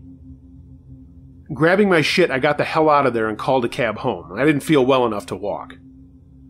My phone was just about dead, but there were a ton of missed calls from Sam, my dad, and my work. I got home and took a shower, which I later found out was a stupid move, and I called work and told them that I was so sick that I had slept all day. I then called Sam and told him to get over to my place quick, and he showed up with his fiancée, and I told them everything. He laughed and said I was full of shit, so I took my warm-up pants down to show him my legs. Holy fuck, Chris, you need to call the police. And that's what I did. Right, I'm going to wrap this novel up now. Kate didn't exist. I mean, she existed, but no one knew who she was. There was no record of her at the company she said she worked at. Not one photographer knew who she was or recognized her, and the dating site only confirmed that her account was made at the ISP of the building, and that's the craziest part. The apartment was actually the guy who owned the building, and he had been in Arizona on the other side of the country from me for the last 3 months recovering from an illness. The investigation went on for 3 years and is still ongoing, but I don't think as heavily as before. It's like this woman just vanished and moved on to the next schmuck like me that will fall for her act. I've been in therapy ever since, and I'm just starting to get over my trust issues and actually see women again. Writing in the gym are all that's in my life. As I said at the beginning of this, I don't care if any listener doesn't believe this. They can blow me because it's all true. You wanted a fucked up relationship story, Uncle Josh. You got one. Uncle Josh note. This is only the 3rd time someone has sent me something and I've replied to follow up with a story and have the email bounce back. Food for thought.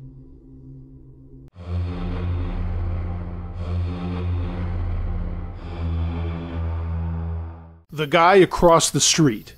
Submitted by Howler Monkey Madness.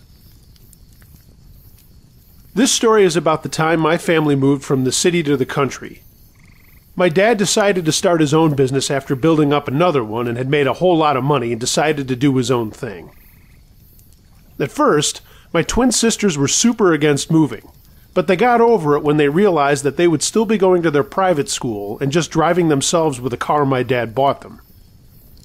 I was 2 years younger and in 10th grade, and I was happy to go to public school, wherever, because I hated the Jesuit school I was forced to go to until high school.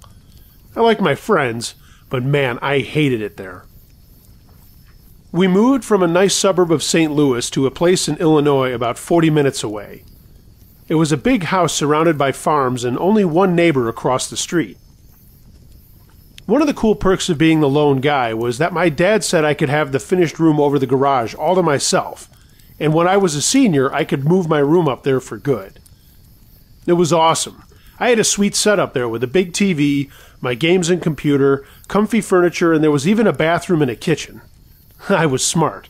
I never kept my beer in the big fridge. I had that hidden out of sight. Anyway, when we moved it was early summer, and I hadn't met a lot of people that I'd be going to school with. But I did get a job at a local fast food restaurant and met some cool people there, and some of them I'm still friends with to this day. This story involves my friend Devin, who I met there. I hated to admit this when I was younger, but my sisters were really pretty and always had guys chasing them. Most of them were prep stuff too, and the type of guys I didn't like. You know, the studs or whatever, but really they were just spoiled dicks that bullied everyone else. I never liked my sisters' boyfriends, but I was the baby brother nonetheless. That summer, my parents were going to celebrate their anniversary on a trip, and they left the three of us home to take care of ourselves. Of course, Carrie and Katie were going to throw a party, which meant I was going to invite Devin over, and we would get some beer out of it and then see all the girls in action. I helped my parents load up the truck for their trip to the airport, and when they pulled out, I saw the neighbor guy across the road just standing in his yard staring. He was a big guy, well over 6 feet, but he just seemed like he wasn't all there. I mean, he was nice and all and never caused anybody any harm, but my sisters always complained that he stared at them too much, and that he didn't take his hands out of his pants when he did stare. I didn't see him too much, but I knew his name was Ben, and he worked for his dad on their farm. I waved a little, and he waved back, and then I went inside to find my sisters calling all of their friends to tell them about the party. I told them I was inviting Devin over, and they said that was fine, but not to be a nuisance. Yeah, whatever. The night of the party came, and there were about 25 people wandering around the house, getting wasted and crazy. Devin and I hung out with the older people for a while, playing drinking games and checking out all the chicks my sisters were friends with. For some reason, the guys weren't being total douchebags that night, but this one guy who liked one of my sisters was really drunk and showing it. He was stumbling all over, he threw up in our living room, and then kept trying to make out with Katie. His friends were doing their best to get him to either sit down or leave, but he got really angry and started yelling shit about my sister being a slut and how she just fucked her way around. I got really pissed. I grabbed a cup of beer and whipped it at his face and then punched him. He was bigger than me, but I wasn't a small fry and a lot more sober than him. His friends started laughing and he took a swing at me, missed, fell over, and I jumped on him before people pulled me off. He got to his feet and the guys led him to the back door, which he slammed while yelling more stuff about my sister. When he slammed it, the entire window shattered and fell into the foyer. Great. Something for me to fix tomorrow, I thought. The guy left. Around 2, the party broke up and almost everyone left except for a couple of my sister's friends. They were all pretty saucy, and while I was buzzing, neither Devin and I were that messed up. The girls got some water and went up to my sister's rooms while Devin and I locked the house up, patched up the door with a piece of cardboard, and went to my place above the garage. We cracked some more beers open and were going to play GTA for a while, and then we heard a noise from outside. It sounded like feet slipping on the driveway, so I went to look and noticed it was drizzling out, and everything looked shiny in the light of our floodlight out in the driveway. I didn't see anything and stood there swigging beer and listening to Dev play the game. I wish I had looked around more, because I would have seen the cardboard on the door missing, and that would have helped me spring into action a hell of a lot earlier. A little while later, we heard screaming coming from the inside of my house, and it was a lot of screaming. We jumped up and I grabbed a baseball bat, and Devin grabbed a lacrosse stick, and we went down the stairs to my garage door to the house. The screaming was still happening with a lot of, "Get the fuck out of here," and "Fuck off, you creep" cries as well. We ran through the house, and that's when we saw the girls booking it down the stairs, all the while screaming. "What the hell is going on?" I yelled at my sister Katie, and she just said, "Doug's here! Doug's here with a knife!" Somehow, they all got past him and ran down the stairs. One of them had pushed and tripped him, and he was too drunk to actually act too fast. "Take everyone to my room," I shouted, and my sisters led their friends through the kitchen, into the garage, and then up the stairs to my room. Doug came down the stairs, and I told him to leave and that the cops were going to be on their way. He was beyond angry, and he had this big kitchen knife in his hand and was swinging it around in a drunken mess. "You little asshole, come here!" He kept slurring that over and over as he tried to walk towards me. I'm not going to lie, I was scared, and when he got nearer to me, I swung the bat at him. But for some reason, I let go of it and it sailed away into the living room. To this day, I can't explain why that happened. I yelled for Devin to run, and we took off after the girls. They were all up in my place and couldn't lock the door, as there was a little trick to doing that, and I did it just as Doug started up the stairs, still yelling incomprehensible shit. He started pounding on the door, and I yelled for Katie or Kara to call the cops when we heard a loud bang, followed by yelling and what sounded like someone falling down the stairs.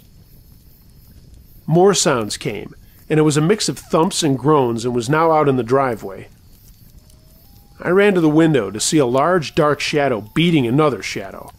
Finally, I figured out what was going on, and the big shadow actually lifted Doug off the ground over its head and threw him into some bushes on the side of our house. The big shadow was Ben from across the street. Kara got the cops on the phone and told them what was going on, and I ran downstairs and into the driveway to see Ben just standing there getting rained on with this grin on his face. He had thrown that Doug guy around like a rag doll, and I was in awe. Ben looked at me and smiled, and I said thanks. He just nodded. Long story short, the cops came, reamed my sisters out for having a beer blast underage, took Doug away, and told us they would be coming back to talk to my parents when they got home from vacation. During this time, Ben never said a word and stood at the edges. When everything calmed down, Ben waved at me and started to head for home when I told him to wait up. I went over to thank him, and I found out that night that there was something special about Ben. Ben had Down syndrome and was not a creeper like my sisters thought. He actually considered himself the protector of this section of town, and in a way, he was. Before we got there, Ben had saved a few people from accidents, and over the next few years, Ben saved 3 people from a house fire over a mile away that he ran to in his bare feet when he saw the flames in the distance. Another time he had lifted up an SUV high enough for people to crawl out from under after they had crashed in a ditch, and once on a trip into town, he ran into a building that was collapsing when he heard a kid crying. He saved that kid, too.